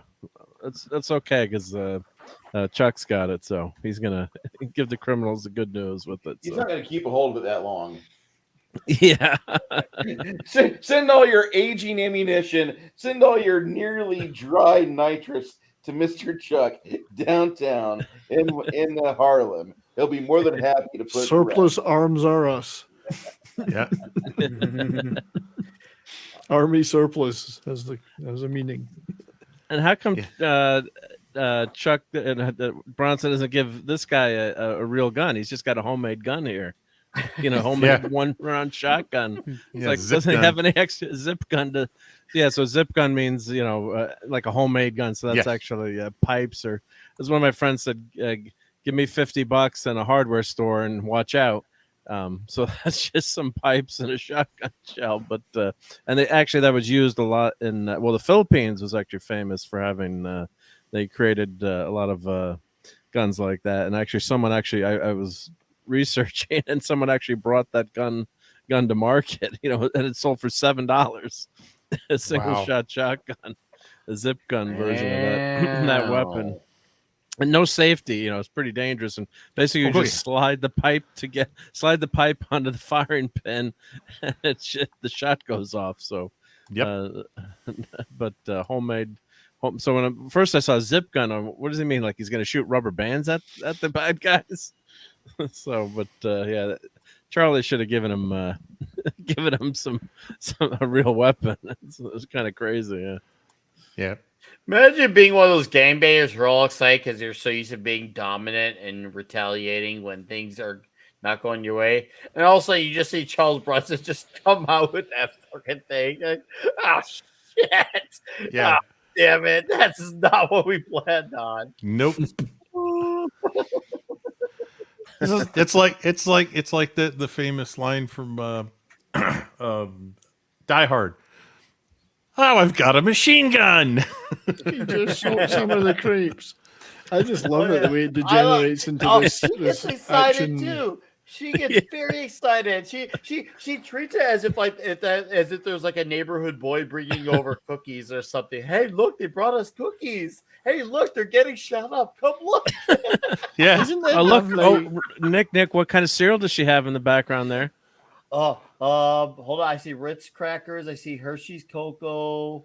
I can't tell what the cereal is. That Lucky Charms. Lucky Charms. The old Lucky Charms that were good. Is it cans of paint? Is that cans of paint? No. Is that prunes? Prunes or prunes? Pitted ripe. Oh, olives. Pitted ripe olives. I can read my screen. Yeah, ripe olives. So okay, I got a great comment here to highlight from much earlier in the show. Phantom Outside, if he's still out there. So Death Wish 3 the legendary. Like, how do you like your ribs? Followed by the use of the bazooka. I could bazooka using the first two films, a little different movie. Dude, I have seen the bazooka. There are times where I've watched a bazooka scene and I straight up rewind it and look at it again. I laugh my ass off because it's just the most outrageous. It's one of the most outrageous kills ever. He just practically blows his ass up. I'm looking so forward to watching this summary with you guys because when that ending happens, I will live for the moment where we all laugh at the smoldering corpse. That's right. Yep. And then all the civilians get out their weapons, and then here come the village people to attack now. Yeah. And let's just run right into the guy with the 30 caliber machine gun. I love it. Yes. and they all have they have the bandanas tied around their legs. They got just that look like Silver King extras from symbol. West Side Story. I mean, this is where it gets I- so over the top and ridiculously fun. It's like no one can I hit just Bronson, love it. It's and my he's just favorite. mowing him down. Yep. Boom, boom, boom. Glorious cartoon fun now. It's I don't great. even think Chuck Norris could get Charles Bronson in this. I think Probably Chuck not. Norris would. Yeah, I don't think even Chuck Norris could get him with this. Chuck Norris, you're about to die. Norris, Chuck Norris. I mean it. Even you can die. I see what you did. Oh, Why, sorry, did I Bronson was- I flipped why did there, so- Bronson give up the high ground? You guys are killing it with these comments. Love your chat. That's what I mean. Well, that's what's the funny is like the chat is they know how ridiculous this all is, but they roll with it and they're just making the best jokes out of it too. Yeah, this is the actual Wild West. All motorcycles coming in, bottles being thrown, the Molotov cocktails, everything fucking happens. Even the cops getting involved. The action cops like, oh shit, oh we gotta look like we're doing our job here. Let's get in on the action, and everyone's going, dude. I'm like, man, if this actually happened today, this whole entire portion of the neighborhood would be boarded up. Entire portion straight up. This would be boarded up everywhere. This would be abandoned territory right here. Yeah, I mean, when you watch, movies where you have like the Magnificent Seven, or you got the the village and the people versus the bad guys. I mean, this is just over the top cartoon fun goodness where you can just watch it. The bad guys have grenades here too, and then they're blowing stuff up, and it's kind of like a Mad Max kind of scene in some ways here. Oh, I didn't notice that the guy had some Yahtzee symbolism on his helmet there. I didn't catch Looks that like the first time. Portland. Either that or Minneapolis. I was thinking Fire rate, but mostly this is no quiet. You guys are these guys. Plenty of street parking in New York. Yeah. Yeah. Good one. These You got to comments make are- sure nuke the place. Make sure you kill them all. And but the director, we're gonna need more extras. Yeah. Because they'll kill people. You're not wrong. Look at all the shots across there, and the guy's Yes. still driving. There's I like killed 30 86 caliber people in bullets. this movie alone. This is like, You guys are gonna just kill a me typical tonight. weekend in the 312.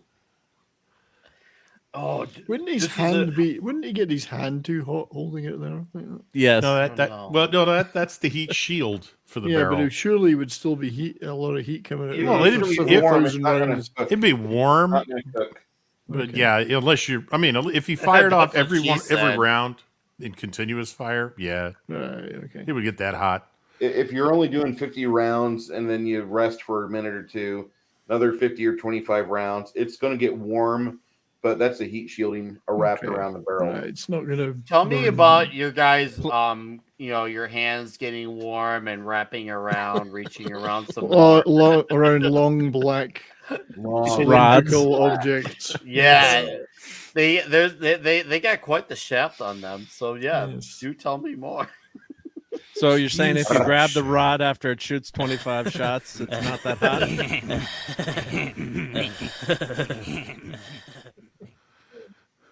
You've hit the homoerotic stages.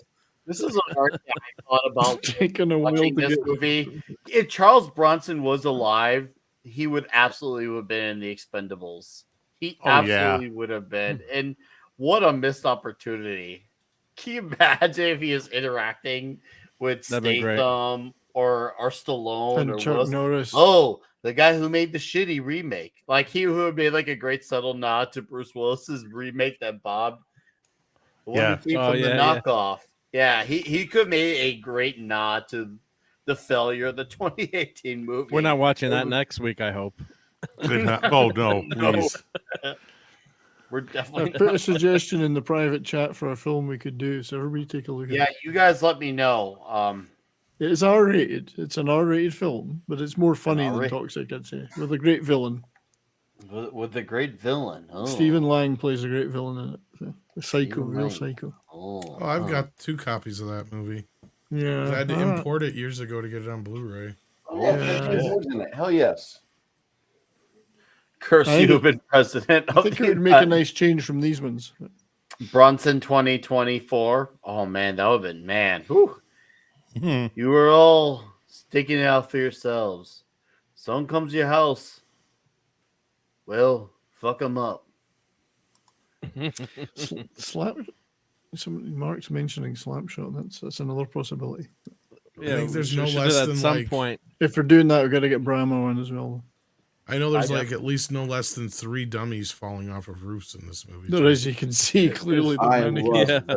the- Those mannequins were real thugs, Tom. They deserved it. They did. Yep. That's were definitely wearing not some- CGI. Yeah. This movie is fan service. That's what it is. Yeah. Yep. You know what?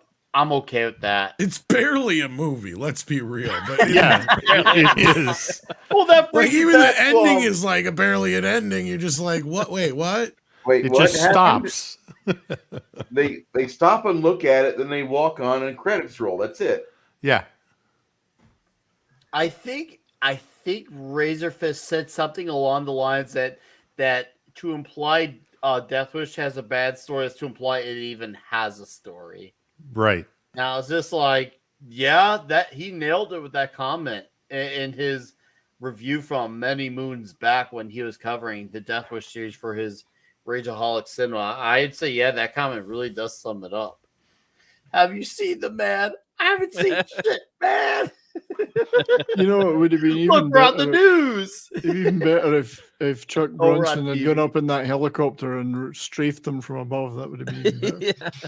Or dropped a bomb on him, yeah. Dropped the bomb, hand grenades from above. AKA the Philadelphia police, right? Who did that?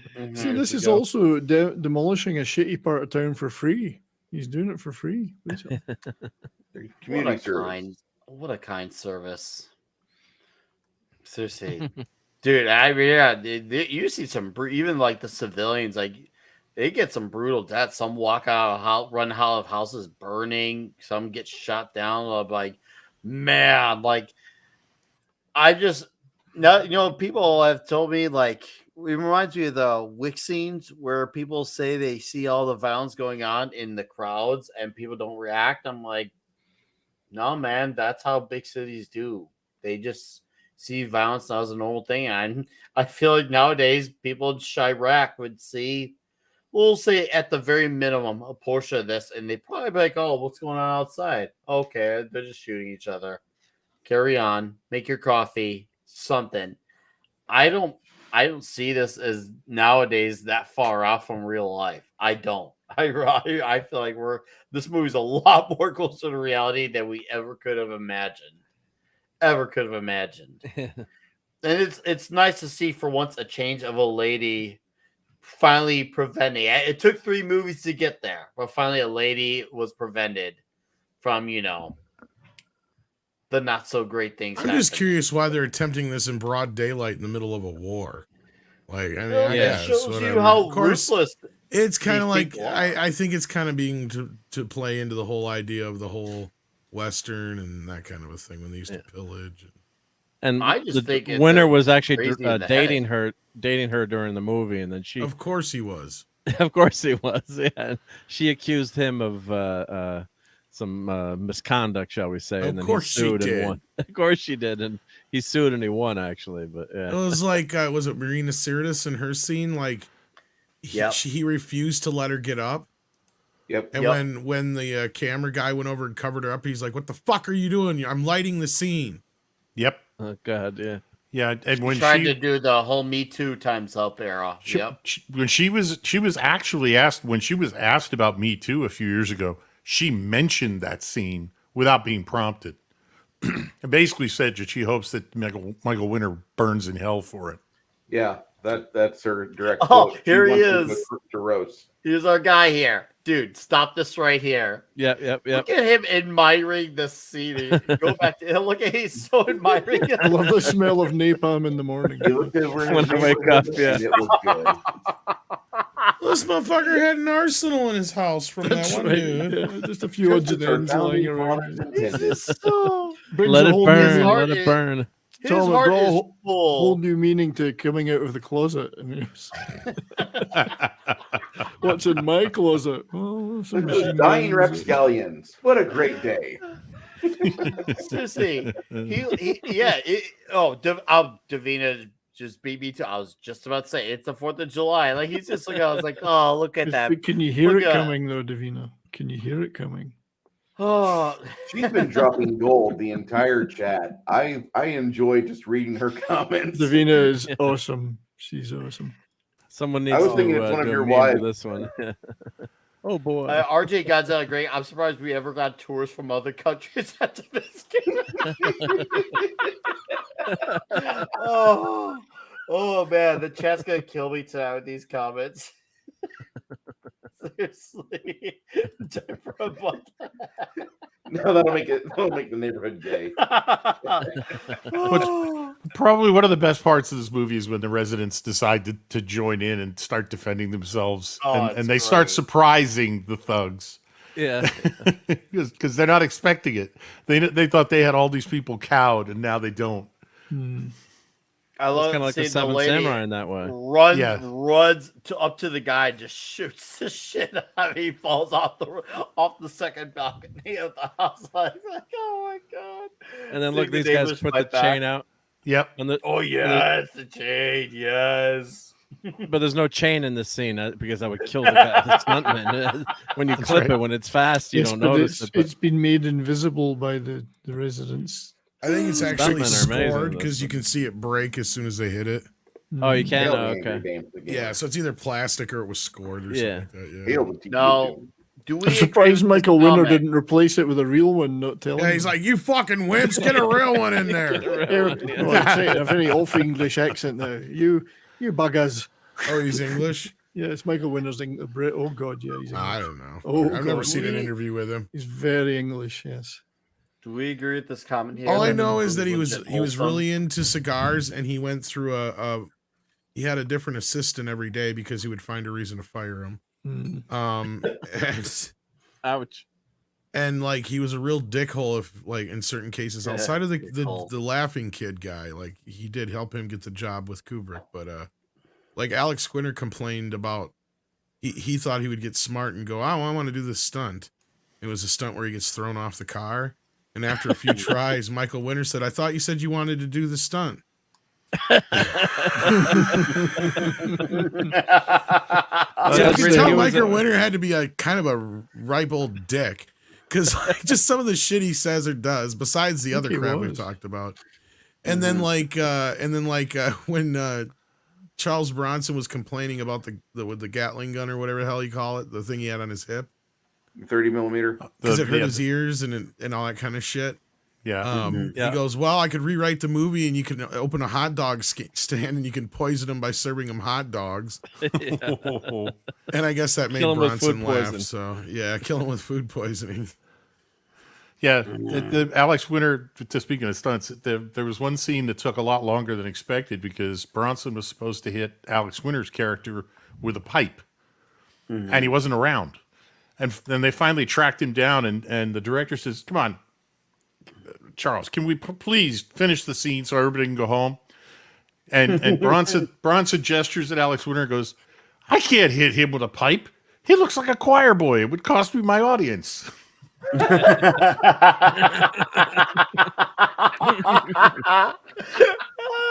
No, not to pick on the stunt woman in the scene, but this is the old lady. That's, Yes. this is a horrific scene, but as Yeah. you're flipping, it's fast. That's the old lady coming down out of the stairs that was in there. Yeah. And then this is the stunt. Obviously, you're not gonna have an old lady as a And stunt yes, woman. Angry Gamer, that is Brad from Superman. Yes. So, do we agree that this movie is wholesome? It's absolutely wholesome. It's It got good creates family some values. holes. It creates some holes. A lot of holes. Some holes. Yeah. I mean, it's a great pizza and beer movie, right? I mean, Oh, I yeah. remember watching this with my buddies Turn on like your a brain Friday night. off.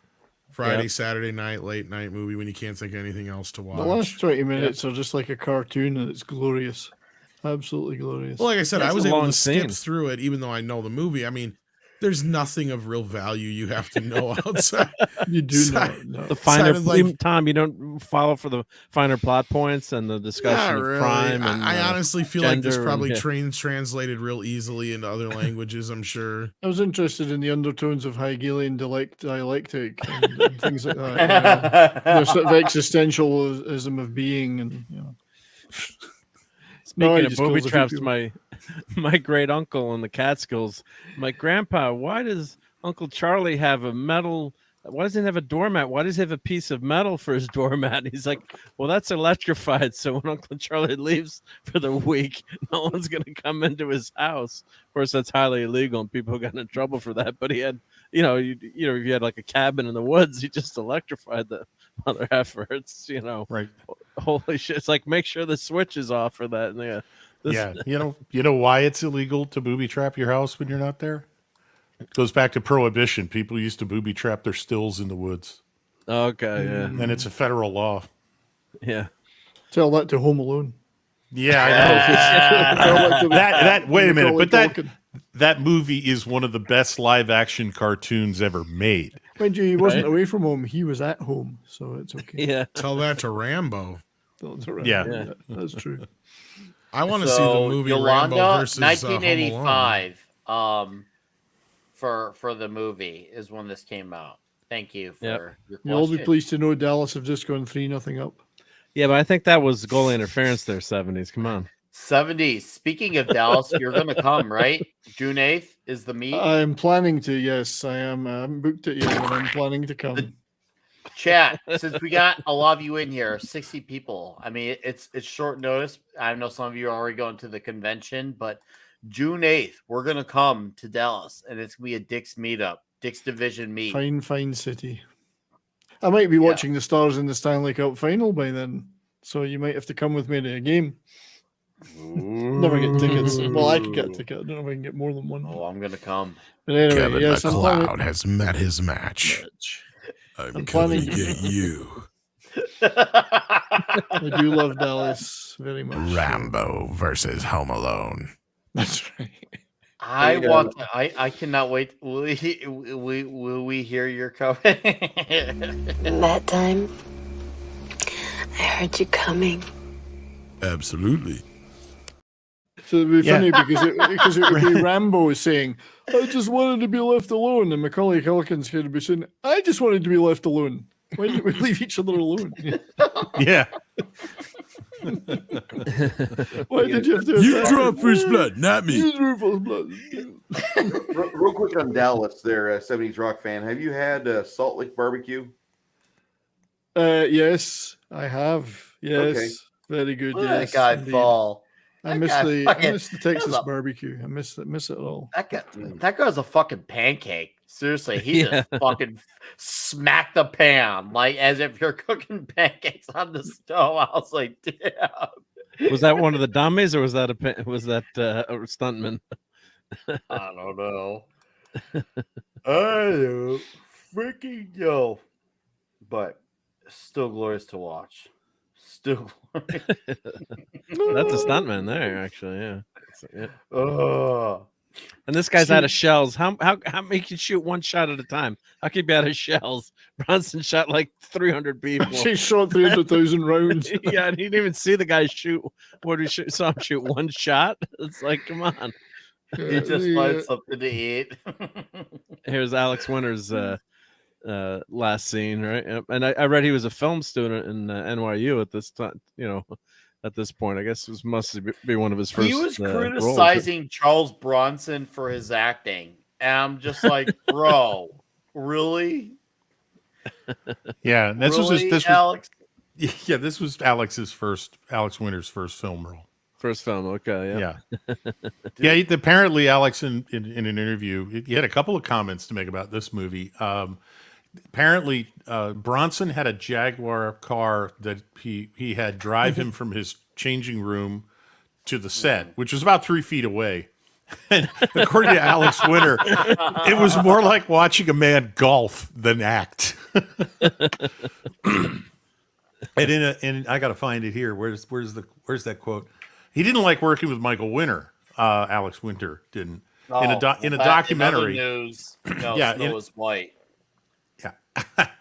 in a documentary, the Electric Boogaloo: The Wild Untold Story of Canon Films, Winter described Winter as a pathologically brutal, strange, sadistic, insecure, egotistical character. Come on, Alex. He sounds like relax a and tell us what you really SJW. think. Well, that's the majority Sounds of like a people in modern Hollywood. SJW where they throw every phobe and ism. That's virtually everyone in Hollywood he's describing. Now it is, yeah. Just for the record, though, like Alex Winter has gone crazy mad. Oh, he has, yeah. On the Twitters. Oh yeah, he Or in was general, one of the yeah. people that Yeah. left Twitter because of Elon and all that shit. Yeah. He's like, I can't live in this world. He's infected. Yeah. So What was that movie It's he like, did with you're Mr. fucking T? Bill, dude. The movie he did with Mr. T. What was that? Crazy. What was that movie called? Freaked. Yeah. He actually wrote and directed that. Yeah. Because one of And my that's actually my, what he does now is direct more than he does anything. indie yeah. stuff. Yeah. Yeah, my brother-in-law's one of his good buddies out in California worked on that film, and he sent me some behind-the-scenes stills of everyone having lunch with Mr. T. And remember the get-up Mr. T had in that movie? Well, he's dressed up like a He's a chick. like yeah. he's dressed He's up the like bearded a lady chick. or whatever. Bearded yeah. lady, yeah. Well, So- what's funny is most people don't realize Keanu Reeves is in that movie too. yeah. He's the dog boy That's a crazy because he's in head to crazy toe movie. hair. Yeah. What a just crazy movie love- that is. Love this part of the movie. It's like a war zone now. It's like there's an actual know, right? war. It's like- Yeah. Looks like Northern Vietnam. Ireland. And the cop Northern just Ireland. shows up and he's just like, I got your back, The man. streets of He's just Kosovo taking or something. people you know? out now. Yeah. I owed you that Lebanon. one, dude. Yeah, nothing to see here. There's one news helicopter. Not millions of them. And they're so crazy that they're bragging about being on TV. That's a good shot. They go back to that one. This is where the movie just totally Another goes body into, falling out. Yeah. like, I don't know what kind of territory you'd call it, but like, Did Ed this Lauter is just basically make where the movie becomes all the parodies of these kind of movies, right? Like, I just, Yes. Yeah. just Did to the Ed- extreme. Did Ed Lauter just set fire to that tarmac himself behind it by farting or something? Or was He just looked at it. He had Taco Bell for lunch. So, I mean, yeah, and you think dude, about it, it's Bronson, right? It's Bronson and this cop, and a couple of neighbors, and they take out like 100 people, or it's just so freaking crazy. But dude. we love the movie, right? I mean, Oh yeah. Well, this is the one that has the cult following of all of the Yep. Death Wish There's movies. There's tons of big tributes and Facebook pages. When I had Facebook, I remember there's Facebook groups that were big on this one. This is the one for many people. And there's people who were not even fans of the franchise, but they have an exception for this movie. So even though Right. it's not as thought provoking, obviously, as the first movie, because the first movie is the real head scratcher thinker because of all the political themes, but this one's obviously definitely the fun one and definitely stripped down of that without all the Well, not just insight. that. It came out at the prime era of video / HBO, Showtime, cable, whatever you want to call it, to where Mhm. this was just the one, of that era that stuck out the most. That's why. Back in the 90s, there was a 30% chance if you turned on WGN, this was on. Yeah, Yeah. you're not wrong. I love this photo. It's like the lady's got her shotgun ready to double barrel shotgun. Is that a Beanie Baby there? And probably her mom's wedding picture. Yeah. It's like flowers. It's like she's running out like, I'm gonna kill you, you motherfucker. And then she just blows this guy away with the shotgun out the window. Return to sender. It's like, and that was her boyfriend. That was her boyfriend. This is totally unrelated to the rest of the shit. It's just Hey, she wanted to get rid of him for ages, and this was an excuse. they were arguing, and What a childhood! This was my first Deathless movie I saw when I was a kid. 91. It was great. That would be the 15-minute version. What a childhood! I love that. This guy's got a gun, and she like takes him out with a broom. Yes, ninja broom. Yep. Ninja Well, and the broom, funny yeah. thing Why is like America's great. the MPAA kind of deal is they usually don't. They didn't really give two shits about the guns so much as it was always like the knife bits. Like Yeah, that's knife the stuff that always get. Here's one of the dummies. Yep. And the graping, I guess, too. Obviously. Well, obviously, yeah. But I meant as far as the movie violence. knifing. Yeah. This Bullets movie don't was matter, right? originally rated X, and then there was an appeal, and then it got re-reviewed to being rated R. Oh yeah, that's another one. Tommy's reviews. Thank you. If Bronto was in the chat, Kind of. Yeah. Well, what's funny is there was actually a rape scene that was never even filmed that was meant to be in this movie. Yes. Yes. And because they knew it would never even get past the ratings at that time, and that was a male-on-male scene in the jail bit. When he was That's how Toxic Tuesdays got you covered. We got. But the of course, male-on-male that would be the action, scene we would want to see the most, and we'll call that the Mad Mardigan scene. Yes. Mad, are you saying, Tom, that Mad's all in on that one? Well, he would be like, of course, it's jail. You don't think there's not no man-on-man action happening all the time, constantly? That sounds like the Mad. No, classic. Like, I don't know if it's gay unless you like make eye contact while there's the blowjob. Blowjob's not that gay. I got news for you. Is this real life? Is it just fantasy?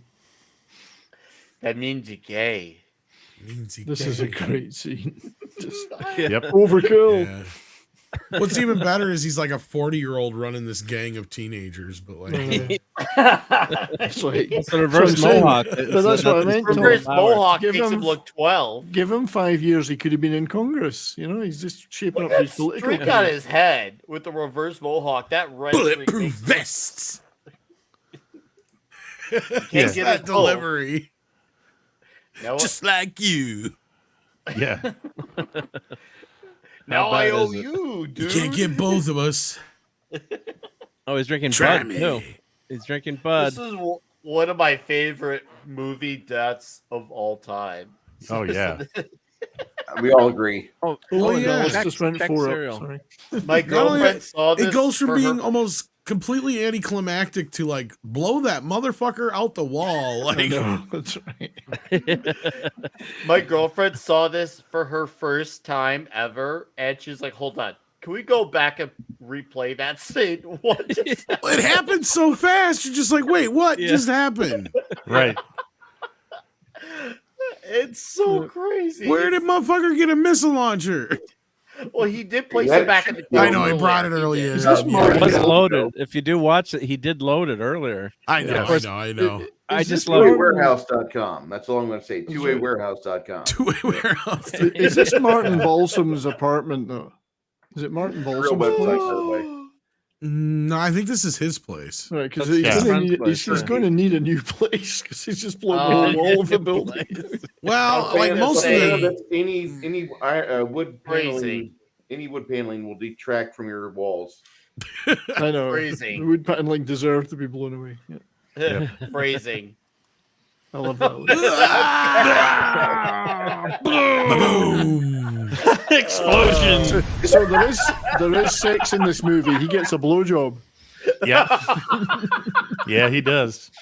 The hard way. Now this is where the movie gets even love better that yet scene. because like all of a sudden, like they're just fighting, everybody's fighting, and then just after this shit happens, all it takes then is it got one of the real. chicks to do to one of these, Yeah, I got that coming And the up, fucking yep. guy just quits, and everybody quits. Yep. Walks away. Yep. It's like a peace symbol. Yeah, we've had You enough. can't get both of us. Bet me. He blew up our guy. It's He just blew a up weird fucking ending. It's It is. Chuck Cunningham. No more Chuck Cunningham, kids. Richie is really sad now. It's but like yeah. a video game.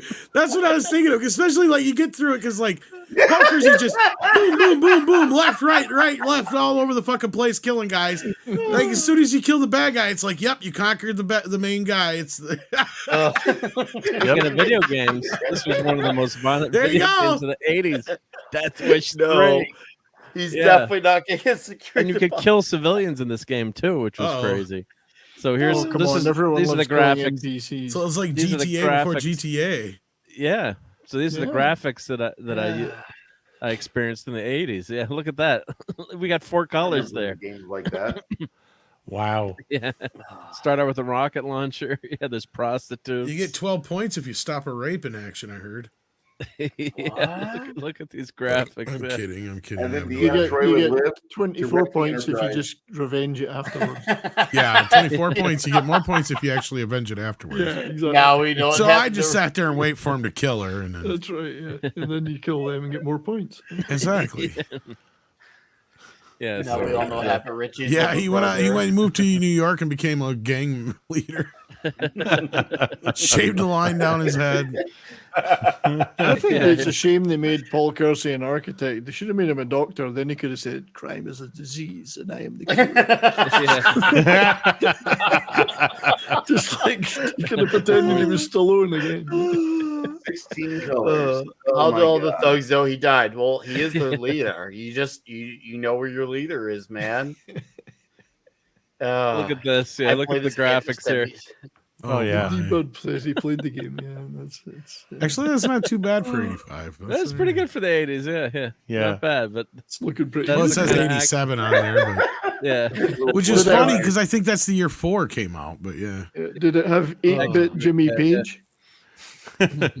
you know what's Speaking funny of is I Jimmy- just saw that. Yeah, I saw Go ahead. that deal where it said Jimmy Page didn't even really do the score for this movie. It was Yep. somebody else. Odds No, and it's ends. just recycled. It was recycled Recycled, music yeah. from Jimmy Page. Yeah. Well, like the main theme ain't even him and shit though. It's like the other Yeah. guy who never even got credited. That's the perfect ending scene for this movie. Yeah, there's no soundtrack album for this one. Yeah, the music sucks in this one. Yeah, it's not good. Yeah. Oh no, I like the music because it's so fucking 80s and optimistic. You just see all the Yeah, I'm gonna, and that's what I say. I'm You gonna can push tell a back and difference say the between. music's fantastic. You could clearly tell a difference between the Jimmy Page music and the. This is the Yeah. part I'm talking about. There you go, right there. Stop. Yeah.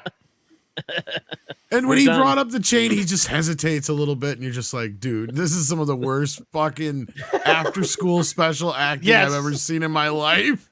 Kumbaya. We're Yeah. all gonna get together now. Yep. Peace. We're useless now without reverse mohawk. We have nothing now. The We have only no- thing that would have been a cherry on the top is if one of them would have turned to the other and go, "What do we do now?" Repeat. Yeah. And he gives himself a reverse mohawk with a Norelco razor. Oh wow! I'm the boss Yeah, now. I can see it. And then you would have had Oh. Paul Kersey go, "Maybe if you replace the gun in your hand with a paintbrush, it'll help." We can work together. Lover. Oh, Maybe. but a Bronson one-liner after this would have been perfect. I think the one liner when they cut back to Bronson and the police chief, the Yeah. captain, Bronson should have just said, "See, all you needed was a good community outreach program." Oh, I like that. They should add that as a director's cut. Yeah. The 70s. man. Who's that random like 80-year-old Asian guy back there? Like, I'm in the gang. How can you tell he's 80? I don't know. He looks 80. Just Oh, looks. Mr. T was in this movie too. At their bell, they had a soccer you shitting course me? left No. for the I'm budget. joking. Yeah, Mr. U or Mr. V, but maybe not Mr. guy V. reminded me of Mr. T. a little. Oh, mic I pity drop. the fool who crosses Paul Kersey. Yeah. One What hell of of it- a- Balboa, but I pity the fool, and I will destroy any man who tries to take what I got. You see, this movie has true diversity and inclusion in it because Kersey kills people of all different Everyone. creeds and colors. He Yeah. doesn't care. He just kills them all. Indiscriminately, doesn't matter. Doesn't matter to him. Even they mentioned at the beginning of the movie, they're like everyone's killing each other, and they're very indiscriminate about it. I'm like, wow, that's true DEI in its finest form. What's I think that hilarious was- is. Go ahead, Mark. Well, I was gonna say, yeah, Ebert. I think that was one of his criticisms. He said because the killings were too diverse. It's like, well, what's he supposed to? Would you rather it be the other way? But it was one of the reviews. They said, I think it was Ebert said, yeah, they Oh, killed. that too was many one of the people. things that the critics went after this movie for constantly, is if they weren't just killing white people. That's the thing. Yeah, Hmm. ridiculous. Yeah, and here we go. He's like. David Banner out to the next town to avenge whoever he can. And they Honestly, infer, Good point. they infer in this too that he's been going around the country too, acting as a vigilante in different Wait cities. a all minute. over. They brought Wait a up minute. Chicago in this one too. Wait yeah. a minute, Mark. Wait a minute. I finally sussed Kersey's subtle plan here. This is all about making himself rich.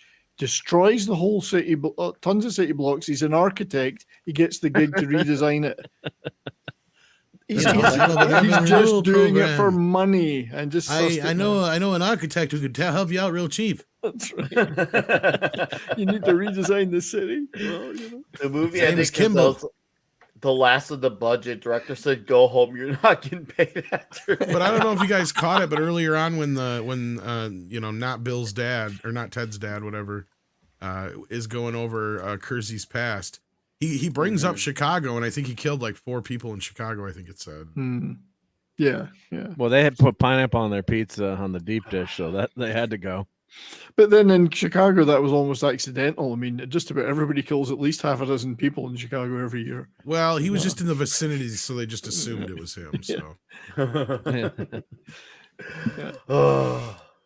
All right. So Good the stuff. lovely Sherry sent this wonderful means. See, I don't know if it's the right film, but This does have the on best poster too.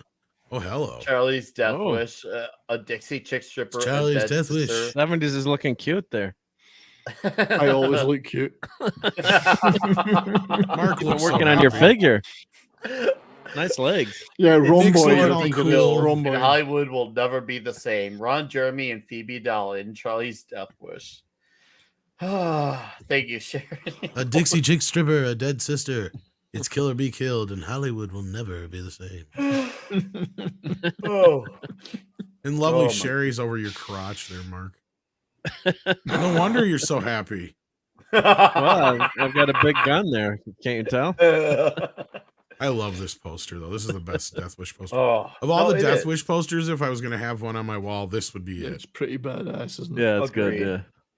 Thank you, Sherry. That was Thank you, fucking Sherry. awesome. Appreciate it. Holy shit! I love This the is- shot of one of the bridges in the background, though. You never actually see those in the movie. You don't see Really? anything like that. They should have made the tagline, "He's back in New York and he has a fucking cannon." Like,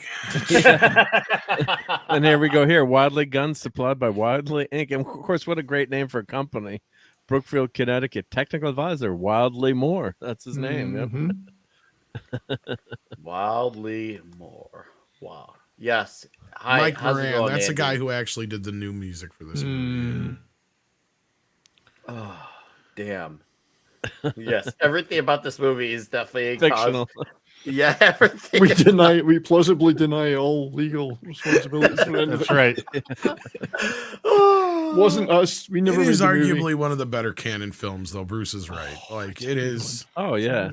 It is definitely like, and not only that, it's one of those movies where somebody goes, "What's a canon movie?" You just slap this fucker down, right? Like this, or there's only a few other ones where you can just say that this is a perfect example of what a canon movie is, you know. This or like Missing in Action, or what's the other one? Death or Invasion USA. Invasion USA. That's one I Oh, was trying don't to think mention of, yeah. Invasion USA. Yes, Oh, mention that's it. another You know one. that story, mention it. right?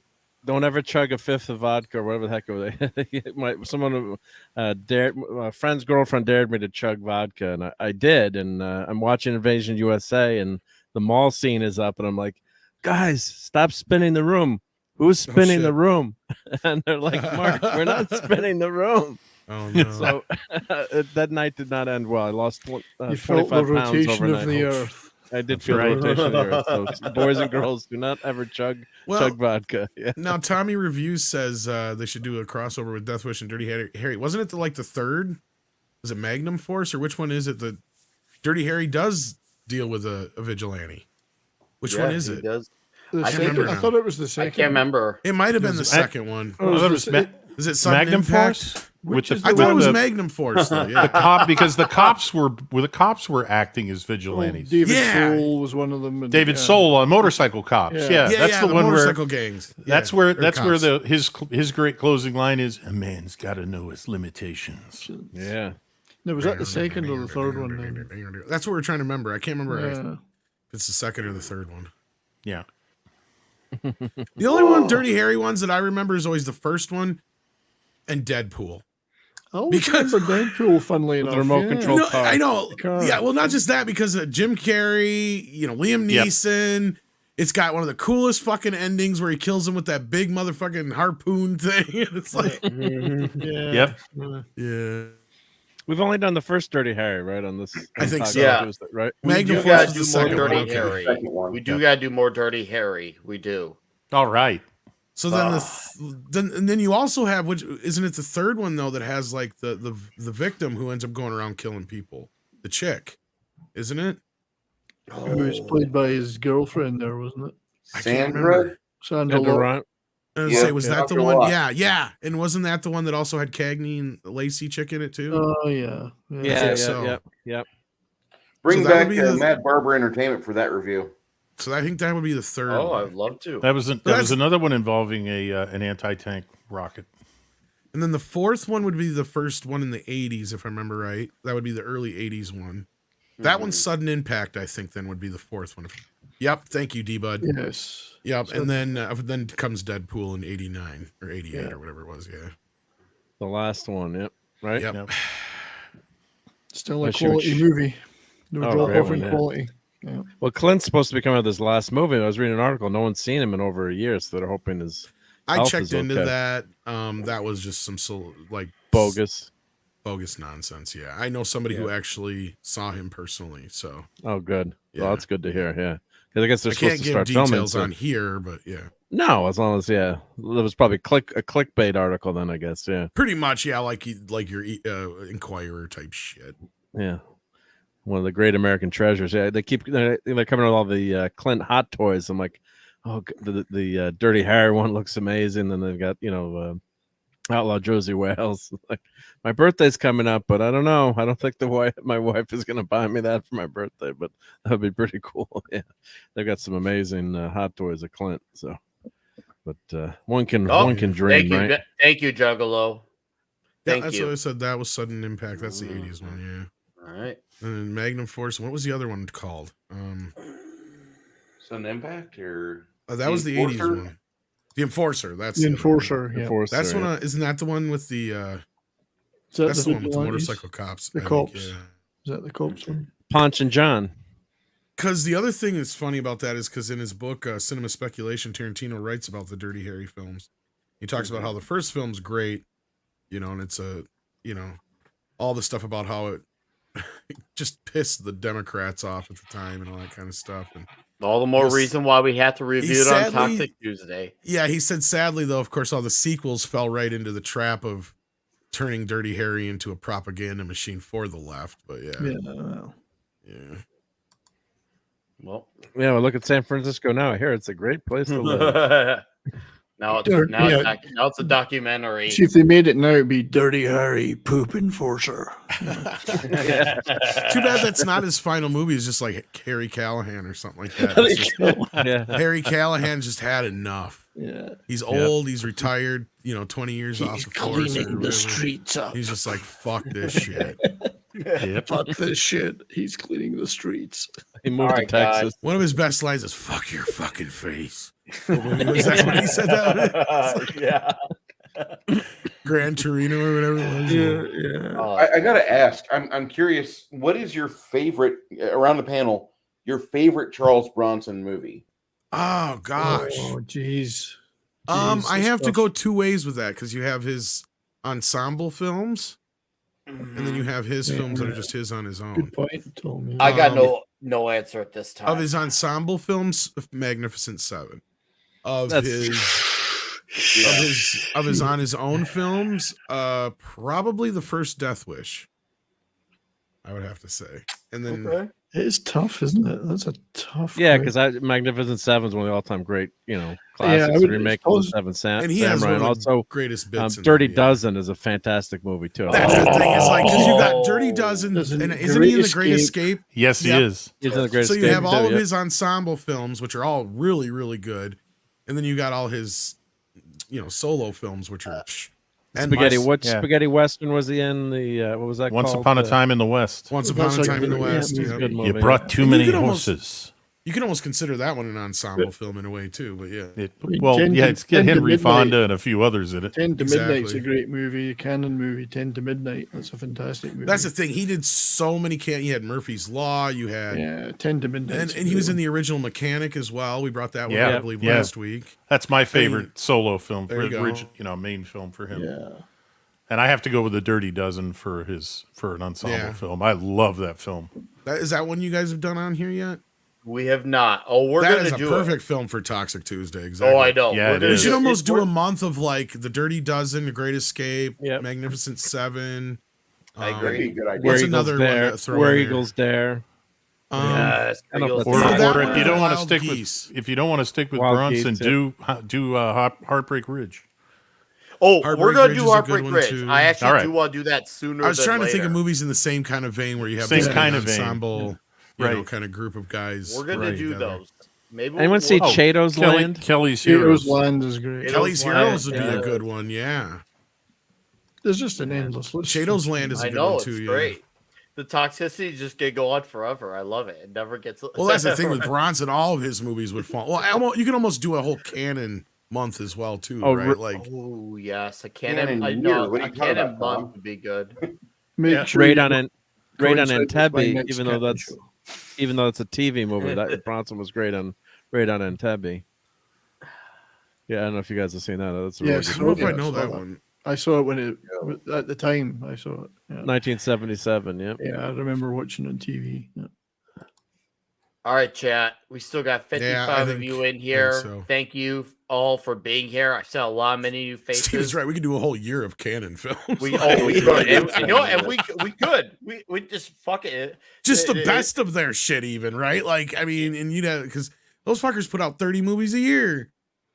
Never Kinjite, mind the- Forbidden never- Subjects. Never mind the ones they didn't put out. Right? No Yeah. shit. But yeah, just don't clash with my canon streams. I won't. Yeah, I know. will We have the not canon- trust we have the us. I will canon, not. I will film not. club. I will.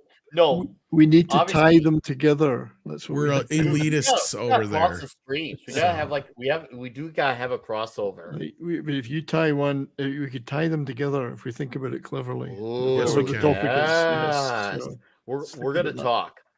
Well, Cross- 70s, if you ever cross-quality. do Invasion USA, I'm good to review the first 10 minutes of the movie until I passed out. all right. Well, that will be on the list. I haven't made up my mind which the next one is. I'm gonna. Well, let me know when you do. Well, because Invasion USA I is gotta tough to finish come watching. come by right now, Brian. So let's hold off on that one for a bit. Yeah, Well, I have that. I have that one on the. I Shall we really say? had a feeling I I could wanted to do share. the Hercules movies, but that's just my current thinking. Oh, I love Ninja and Ninja 2. Yes. Well, then, We yeah, could do all three of the ninja movies. Well, we you did know. do. Oh, I love. We did. Oh yeah, those. we did those already. I, That's right. Yeah, but we can do them on here. But I did them on. Yeah, that. and we did the what We did did we do so Deathwish far? Ninjas. One was just generally about canon, and then we Yeah. did Missing in Action. Yep. Okay. So there's tons of stuff left. I mean, Oh, hell, yeah. we could Guys, even we'll do- sub to 70s because he does the Canon Film Club, and that's a. But I was Yeah. thinking if you do something that's related, we could do them in the same week. Dude, You know, when do we got it gotta again, time Brian? something up like that. We do got crossover like that. Yeah. When do we Yes. have it again, Brian? I haven't set a date yet. It probably will not be until June, sometime in You June. know what we should do on the next one, since we kind of did the earlier, we kind of did a kind of a broad overview. We've done a couple of the movies. I wonder if we should cover some of the movies that Golan did after like some of the later stuff, like do a I chunk did of some think of those. about that. Yeah, 20th Like Death century Wish films. 5. Yep, Death Wish 5, Captain America. Some of those movies are something. Captain America might be a good one to do. Yeah. Dude, I would love to. I might actually be around for a canon show for June. I might actually be able to be around for one Yeah, if you I ever might, get I room. might, because I might slip it in before Dallas, so to speak. Just so we can Let me kind know of if get you it can out of the slip way it and in. cover those movies Yes. or whatever, you know. But yeah, I think the Captain America one would be a great choice. I would love. Well, I think we to could talk kind of about lump that. all those movies together in a way, because I mean, really, you're right. The one we would talk the bulk of would probably be Captain Yeah, America. the only But, concern like- I have, Tom, is just from a planning perspective. Right. If it's one movie, it's easier for me to prepare. Yeah, for I mean, because it. we already discussed Death Wish 5 a little bit, but we could just mention that was one of the movies, and I can't remember. There's only a couple other ones. There's the Lombada movie and something else. There's but Breaking. I wouldn't mind doing Breaking. Well, those we should do at some point, but those are tough to come by right now. So that's the thing. A lot of these movies are out of print. They're like Invasion USA, the Breaking movies right now are out of print. Yes, but there's always a way, Tom. There's always I a know, way. but for me, I gotta I know. have my. You gotta. So when you do this shit to me, you know what happens? That means I get on eBay and I spend more money than I Well, should. there's some great books. There's some great Send you the DVD. some great sets for missing in action. And Give some me other 30 stuff. seconds, Tom. I'll just send you a link, buddy. It's not. I canon. know, but you guys don't understand. I'm a film snob. Hey, Tom, it's a thing with me. it's not canon related, but if you got that Golden Harvest 10 Blu-ray set of Bruce Lee, that looks really good. I have the Criterion one, but the newer one hasn't come out yet. The newer one, I'm thinking of At least it getting that hasn't come out in the U.S. yet. It might be on its way eventually, but That I did looks pre-order it. Yes. really nice. That's a nice set. All right, guys. So many Fat good Elvis. movies. But just to let you know how much of a snob I am, I've got 3 different versions of this movie alone on Blu-ray. X-rays 3 times 3. I've got the original MGM US release. I've got the import release that has Death Wish 2 and 3 on a set. And then I got the newer version that just come out a couple of years back where they did a new scan of the Inner Positive, which is the best looking version of it so far. So there you go. Which So is you funny can because really I'm watching see all your, the. well, you're see watching. I'm watching behind the it. scan, and I think they recolor timed the movie because there was a bunch of shots in this one you guys were showing here that are much darker and dingier than the one I watched earlier tonight. Like especially the scene where the knife comes up and hits the guy in the head. I'm like, it looks like it was filmed at night almost, or dusk in this version Yeah. we just watched. The one I watched, it's bright as day. So like, yeah, you can tell a big difference there. I'm going to remember that one, Angry Gamer. I have not thought about that movie in a long time. And same with Police Story. Which but I would version of Payback? I think he's talking Mel Gibson. Well, Mel Gibson's no, the here's actual- the thing. Okay, first of all, you have the original version, which had who was it in it? Wasn't that a John Badham movie? It was Lee Marvin, wasn't it? Lee Marvin. Thank you, Brian. Was it Lee Marvin? But it wasn't called. Yeah, but it wasn't called Payback. It was called Point Blank. Yep. Point Blank. Yep. That's And right. then the version that we have now, there's 2 versions of it. There's the director's version and there's Mel Gibson's version. And the director's version has been the one that's most widely available in the US ever since they canceled Mel Gibson. But to me, I've always preferred the Mel Gibson version because his version, the director's version of Payback, is dark as fuck. The Mel Gibson version has all the humor in it. Is that the one with it's a ransom kidnapping story? Yeah, Yep. where he's like, "Why'd you shoot my bags? That's just mean, man." Yeah. James Colburn. He's like, "This is over like $27,000 or whatever the hell it was." He's like, "I got suits that cost more than that." 70. He's like, "It's about the principle of the $70,000. matter." $70,000. Thank you. Stop. I'm getting misty-eyed. Yeah, I love that movie. Yeah, stop. I'm getting misty eyed. Like a lot of the funnier bits aren't in the director's cut. The director's cut's all darker and shit. It's dark as shit. It doesn't Yeah. have the same pacing, and Yep. there's just problems throughout all of it. The antagonist is different. That's interesting. We have 2 versions that are so different. I mean, sometimes it's like minor, like some of the movies they just had a couple quick scenes that were cut, but it sounds like that's a drastically different movie from those 2 different cuts. And I mean, I guess the director's version, I mean, like Steven's saying in the chat, that both versions have merit. Like the director's version may be closer to the book. That could be. But Mel Gibson's version is the one we all fell in love with. That is the Right. one that I recognize the most. Yeah. It was the right movie at the right time. And I remember seeing that in a theater, and I had so much fun with it. When it came out on DVD, I remember watching it like a dozen times. It was so hilarious. I've had to import it though, so I could get the original version of it. So yeah. All right. So we're gonna read off some scores here. Chat, thank you for your scores. Fat Elvis says greatness 10, 11 with the bazooka, toxicity 5. Oh, interesting one. TZ 9 toxic, 9 overall, just because. D Bud says greatness 10, toxicity 10,000 as in the number of pieces that Richie Cunningham's brother was blown into. He's not wrong. No. Domino says toxicity 8, greatness 9, body count in progress. Bulletproof vest, just like you. Deleted scenes overall 8, toxicity 7. Action Com says overall 8 wildies, toxicity 9 rocket launchers. And then awesomeness. You guys are taking all the says good ratings. toxicity -1. That's interesting one. Overall perfect. Why would he get a -1? You got to Maybe explain that. maybe one. he's left a space out between the dash and the 1. And then Juggalo, it says greatness 10, toxicity 9. All right. Well, I'll leave it to our panelists now to lay it all on the table. And I'm going to let before I do, Tiki of Doom, greatness 10, toxicity Bronson. He's got his own rating. Nick, Nick, actually, I think from now on, we should measure toxicity in the units Bronsons. In Bronson. In Bronson. I'm not for renaming it. Bronson and 1 to 10 toxicity in their scale of 1 to 10 Bronsons. 1 to 10 That Bronson. takes the night. Yolanda Gaines, greatness 9, toxicity 10. So I'm gonna let our guests start it off. Bruce, give out your final score, toxicity out of Bronsons, and then greatness. I'm going to say for toxicity, this is actually one of the tamer Bronson films. It's about a 7 out of 10 Bronsons. But I would say for my overall rating, I would give it an 83% out of 100 because I just love this film. This is like one of the greatest movies of all time. You could sit around by yourself or in public with your friends enjoying this movie, drinking, or you could watch it sober, completely just amazed that they got away with filming this celluloid goodness. This is such a rich movie that has so many different various ways where prop designers and special effects artists, and especially you pyrotechnic people, can flex your skills on camera.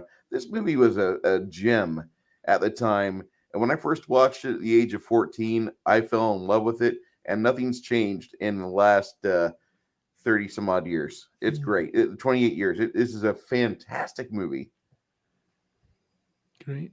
Super. Tom, do you want to go next? Yeah, I can go next. Toxicity on the Bronson level. I mean, yeah, it's not nearly as toxic as the first two movies as far as like ugliness and the assaulting. But on the other hand, they amp it up to the extreme. Like I said, this movie is definitely like, if you want to go, what was Reagan era 80s like? This is in that stack of movies, right? Like this is balls to the wall. Like they didn't even really hide the propaganda in this movie. Like at a point, like it's like they say it right out of the bat. Yeah, it's like you take away the guns from the people. What do you expect? This is what's going to happen. It's going to be a demilitarized zone, and the bad guys are the only ones who are going to have any guns. Like it's got that. It wears that right on its sleeve, but it has fun with it, right? It doesn't give a shit. 90 minutes in and out, doesn't fuck around. I don't think there's a bit of fat in this whole movie. Right? Like, I don't think it slows down for 10 seconds. Like, it really doesn't. Like, in considering how slapdash the movie feels, it is a very well put together film. And for a third film in a sequel of 5, and the last one that they did with that director, I mean, yeah, it's pretty good. But the toxicity level, like, I think you're right, Bruce. It's not nearly as bad as the other one. So, like, I give it about a 7 on the Bronson scale. And then I agree with you there. And as far as a movie, though, I got to rate it 2 ways. As a film critic, it doesn't nearly right up there with the first two films. So it's, you know, kind of in that 6 out of 10 range in that respect. But on the range of like B movie level stuff, it's definitely up there, right? It gets whatever you want to put for your ratings on a B level scale, you know, like it gets 6 boobs, 10 missile launchers, and a couple explosions. So you're up there. So yeah, and a lukewarm 30 millimeter or 30 millimeter gun. Yeah. And a Magnum.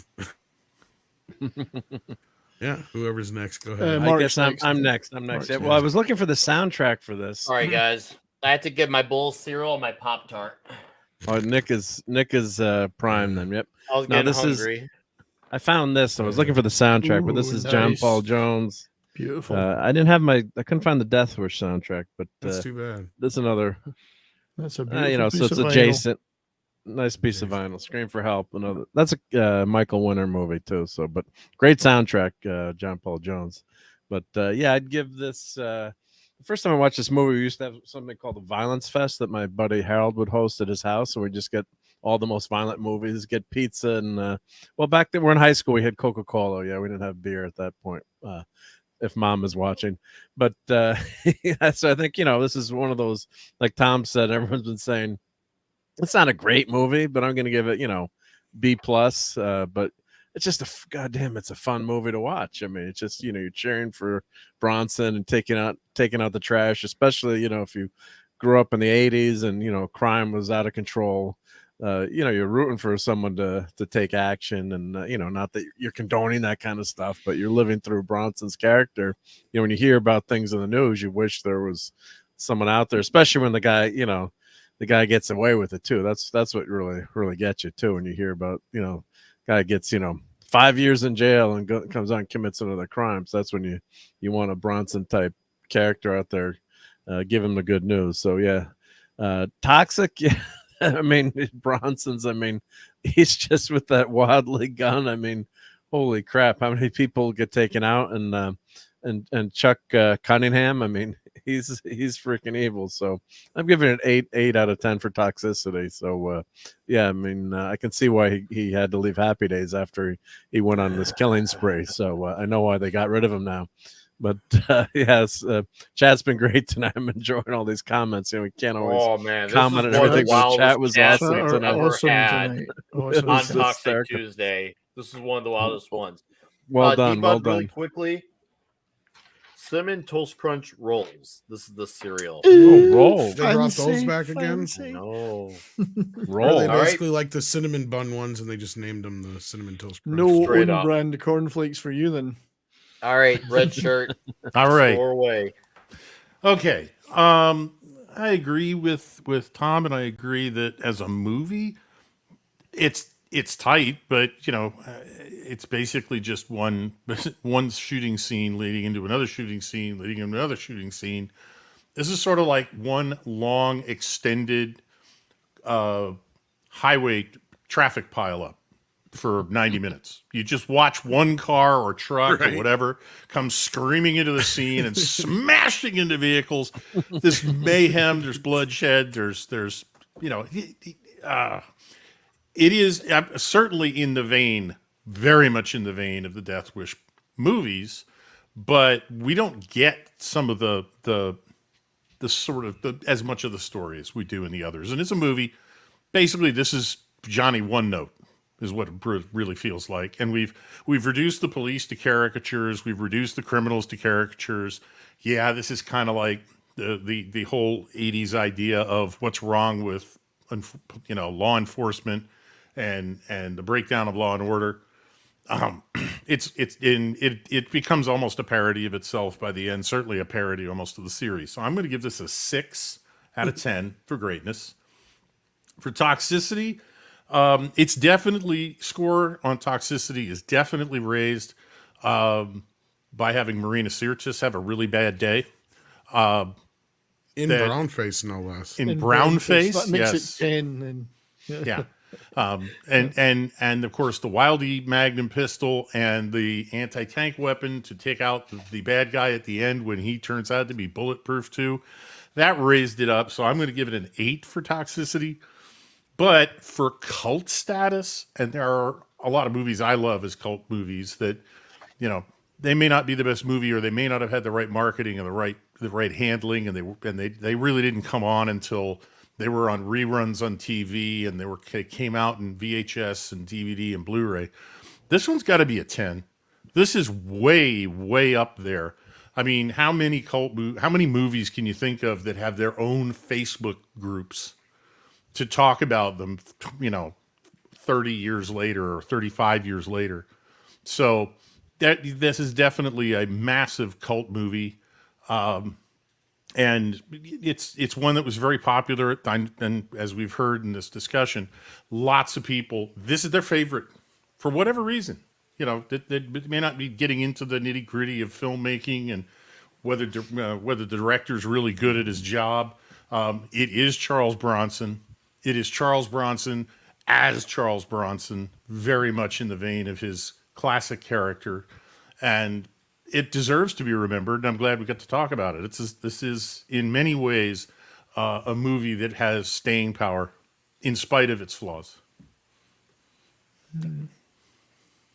I think one of the other reasons why it has such a huge following, as far as like a cult following compared to the other films, is it's probably the safest of all of them to champion. And not only that, it is kind of a right-wing wet dream. Yeah.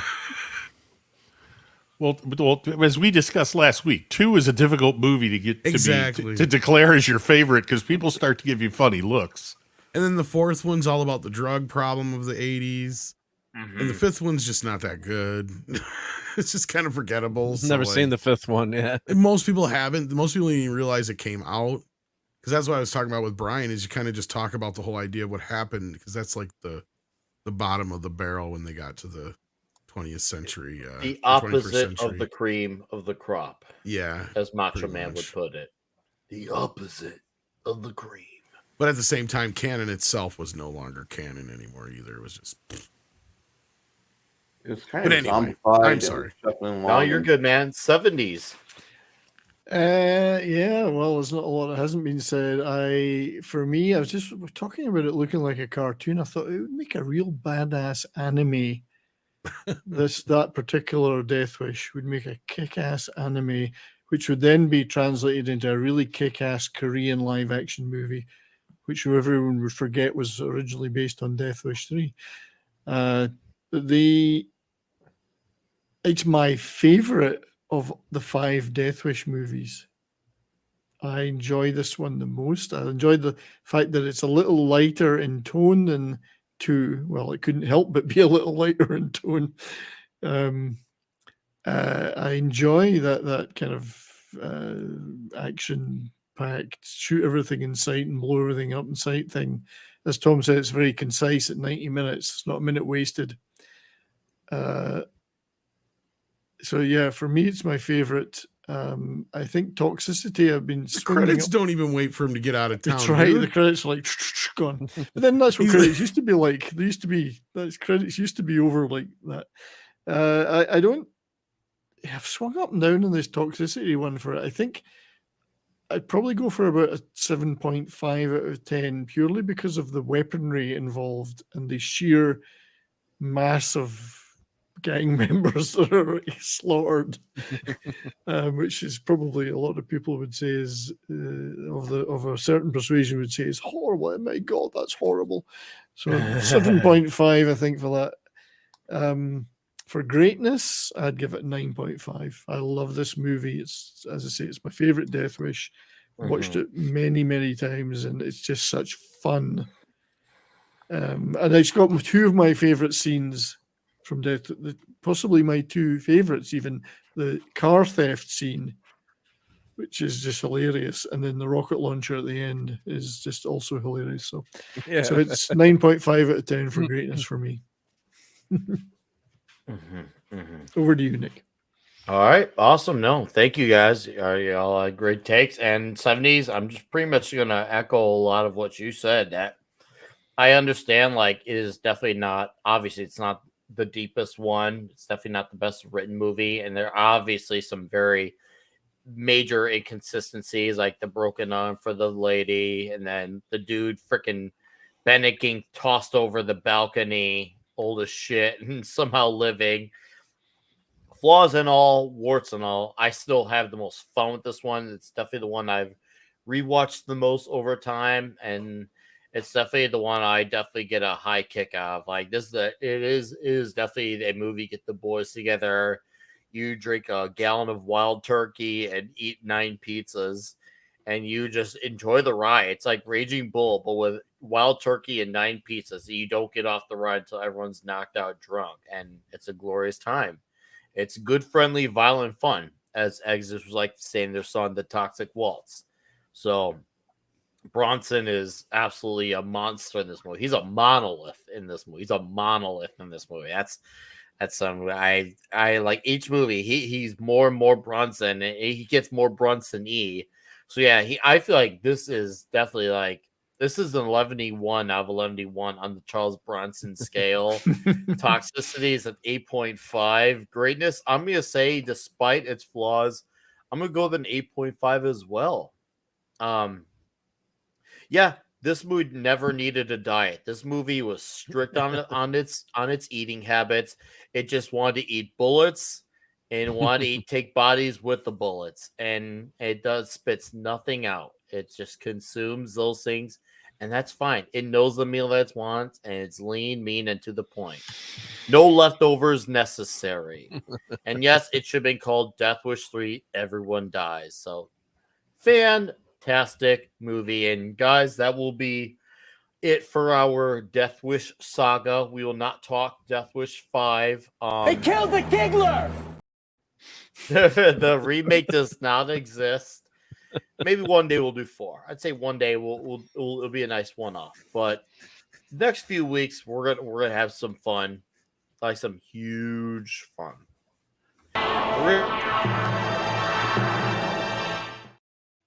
So we're saying goodbye to Nick Deathwish there. Yep. Yeah. Say goodbye to Charles Bronson and Deathwish. We'll come back for number 4 someday. It'll happen. But for now, we've had a good run with 1, 2, and 3 in a row. And that's great. But for now, next week, we're going to hit the ice rink a little. And we're going to have a little slap shot of things to come, thanks to Mr. 70s. And we're going to have a glorious time.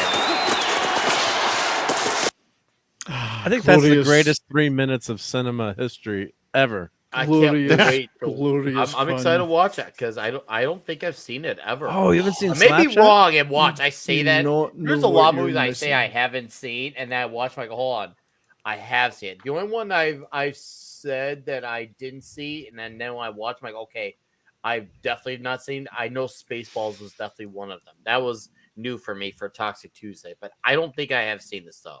And we need Matt here for the great Paul Newman figure skating scene, right? 70s?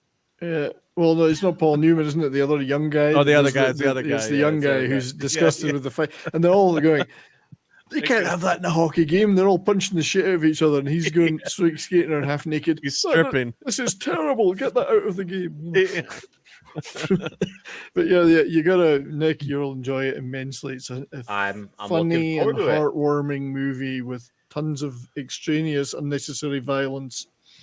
Yes, good. Well, that's all the more reason why it needs to be talked about for Toxic Tuesday Yeah, next we'll get week. Brahma on. We'll get Brahma Bull on. Yeah, too, we'll get them on. It'll be great. And guys, if you haven't seen this this movie, from what 70 said, we're gonna take 70's word for it. He said it's very toxic, and it seems like some people know it, so that's good. It's like Rocky on skates, you know. Yeah, Rocky on stage. Oh, what could go wrong? Okay, I'm in. What I got to could break go out my wrong? Stiga hockey game to play that during. Oh, you better. Do you remember? You play Stiga hockey 70s?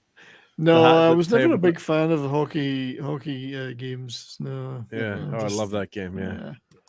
It's too. I'm All not right. good enough. But yeah, it's a great movie. It is a classic. One of the best sports movies ever made.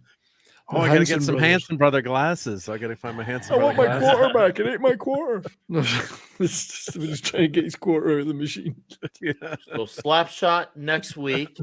And thank you for the direct dono, and of course for the super chat, and to Sherry for the excellent, exquisite meme. And to the chat, you guys were absolutely outrageous. This is probably the greatest Toxic Tuesday we had with the chat. I thought I was Oh, going they to were die brilliant, tonight with yeah. some of these comments, and you guys would not let up to, which is even better. So I thank you for that. And I saw a few new faces. Hopefully you like what you saw. You come back next week for the slap shot, and also to the familiar faces. Thank you for supporting Toxic Tuesday. It's been, once again, fucking awesome. We're going to now plug our plugs out. And before we plug our plugs... These guys are a fucking disgrace. And he's on their team. Great. He's on their team. Yeah, these guys are disgrace. These guys are fucking disgrace. It's his place. 70s. I'm looking forward to that immensely. For anyone who's interested, Dallas are 5-2 up with 12 minutes and 32 seconds left, but we can snatch defeat from the jaws And of I victory. salute you to be. You're here in a panel while your team is playing playoff hockey. Well, it's better if I don't watch them. I jinx them, so it's. Or you might yell loudly and one of annoy your those We can spouse. snatch defeat from the jaws of victory, I'm sure. Yeah, so as I mentioned earlier on at the beginning of the show, lots of great things happening over on the channel. We're doing a fantastic stream next Monday on It's Only Talk and Roll with Willie Fife, who's tech for Deep Purple, White Snake, Rainbow, and most importantly, Dio, who's a very close friend of Ronnie. He's got lots of memories there. So that's going to be a brilliant show on Monday, 3 p.m. Mountain Time.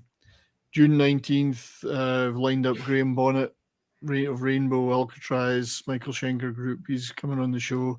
So it's some great stuff being planned. There's more Rock and Roll Rowdy stuff as well. As always, I'll be on Saturday night as well. Brahma, we do Bourbon and Boarding, 10 p.m. Mountain Time, our hockey show where we drink whiskey and show lots of players beating the shit out of each other and complain about referees. And tons of other stuff going on too. Thursday morning, I've got my show on Pop Culture Minefield.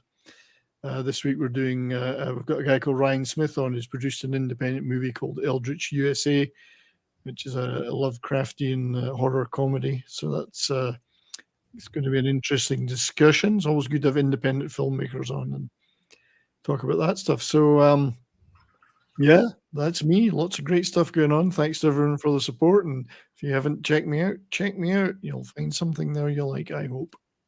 Oh, they will. They will.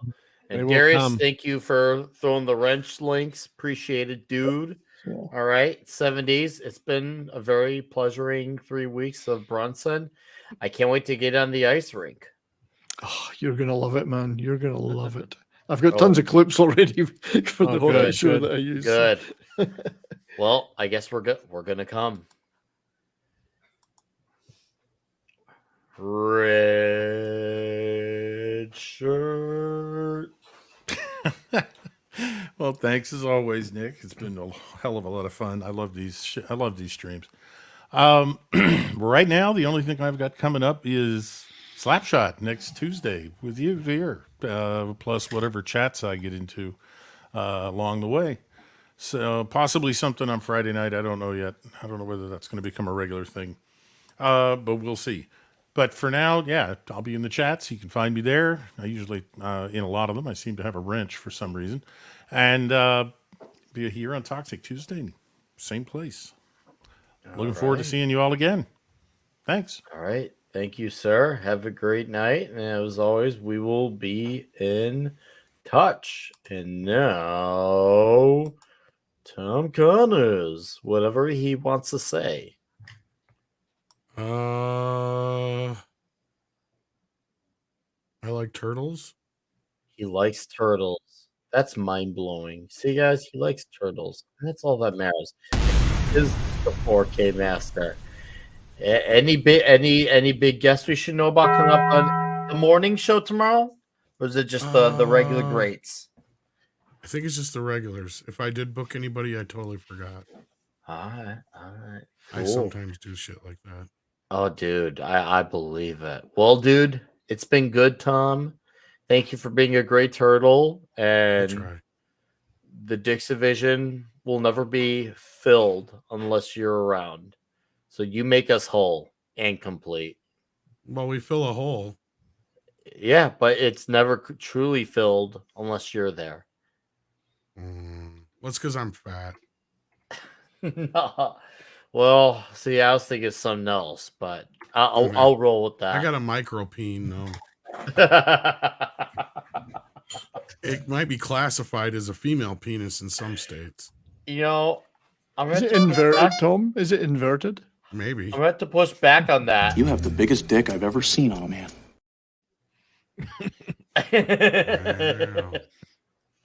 Yeah, that's what's up. Have a good night, sir. Guys, I don't know how the hell you'd be on this show and not be subscribed to Midnight's Edge, Mead Radio, Mead After Dark. We're gonna have to talk some Beavis and Butthead soon. It's gonna be great.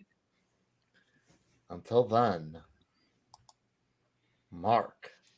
Hey, well, another awesome Tuesday night. Great hanging out with everyone, and God, we had fun with for that movie. I just got to see Guardians of the Galaxy, so I spent a ridiculous amount of money, and Tom and I both got ripped off. Didn't we feel violated after buying this? A little bit. Too much money.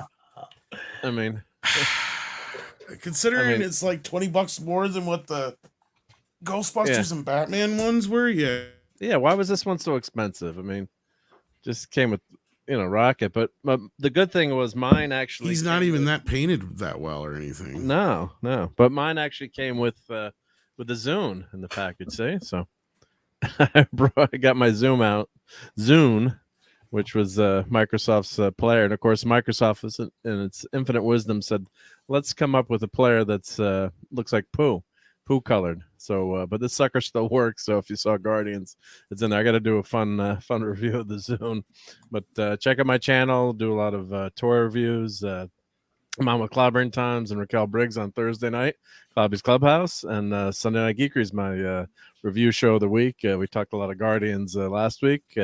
Whatever comes up in the chat, and usually we end up talking about food at some point. But as you can see from my background here, I've got a few toys that I like to talk about. I'm doing a Patreon now, and I'm going to be offering up a Doomsday Machine. You guys have probably seen that, but that's going to be available on my Patreon in a few weeks. So great hanging out with you guys, and Slapshot's in one of my top 10 movies of all time. I used to play hockey as a kid and love hockey, so that's gonna be a fun one to talk about. So I'm looking forward to the Hanson brothers and the disgrace that they are. Yeah, it's gonna be fun. So check you all out next week, and thanks to everyone who's watching and subbing to my channel. I'm getting close to 700, which is nice. So much appreciated, guys.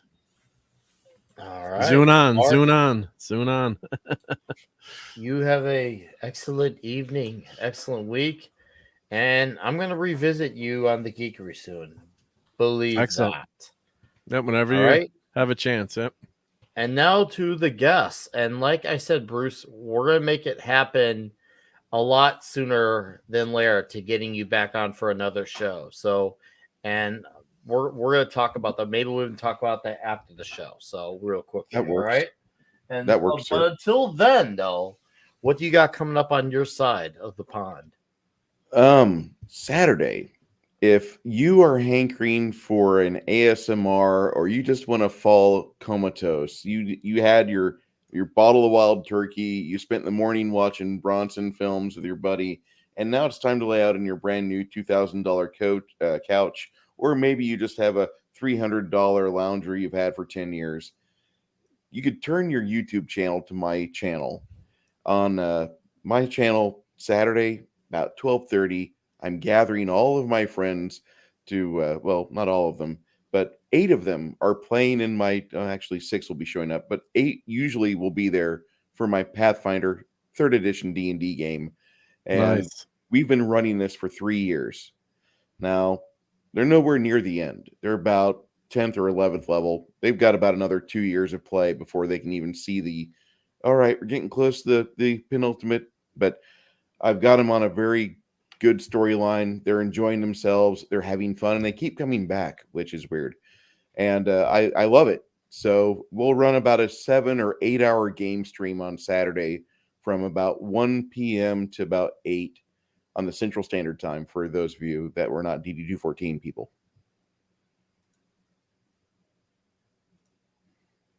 I didn't mean to make that awkward, but no, we do a long D&D game live stream, and it's just one of those things. I've got a channel that it's actually not been taken off YouTube yet. It's been there for 13 years. If you want to go back and see the time capsule of my tables as they've evolved through the years, you can go back to 2009 when we started playing Pathfinder, showing people how to play, what to do, what the various acronyms mean, and that's just what we've done for 13 years on that channel. Excellent. What a handsome chap you are. No, I guess Nick stepped away. Nick stepped away for a second. So no, I'm here. Oh, I'm you're here. You're here. I'm Okay. Yep. We're just dazzled by your. I love your figures. I got I love caught your off figure, guard by Bruce. something. But Bruce, you have a great night. Have a great weekend. Thank you, and sir. of course, we'll be in touch. And guys, this is his channel. Thank you, Darius. Kids, we're gonna play our intro as our outro, and this is the part where we say goodbye, good fight. Goodbye, everyone. And good night. All right. It's time to go home. I'd like to show you something. I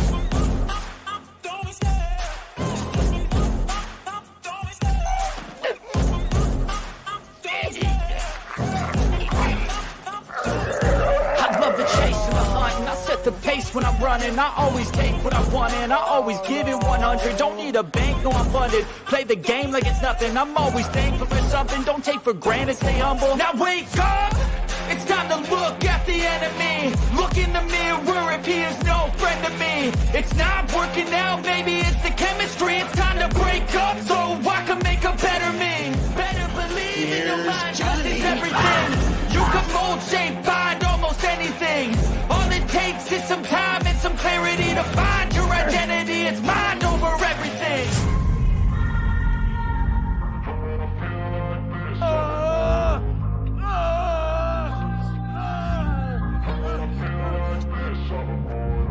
And when I feel like this, I'm immortal. When I feel like this, I'm immortal. When I feel like this, I'm immortal. When I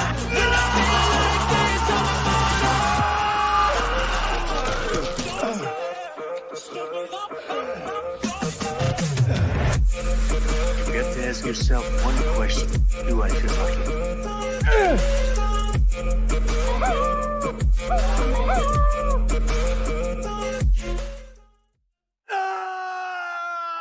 You're still here? It's over.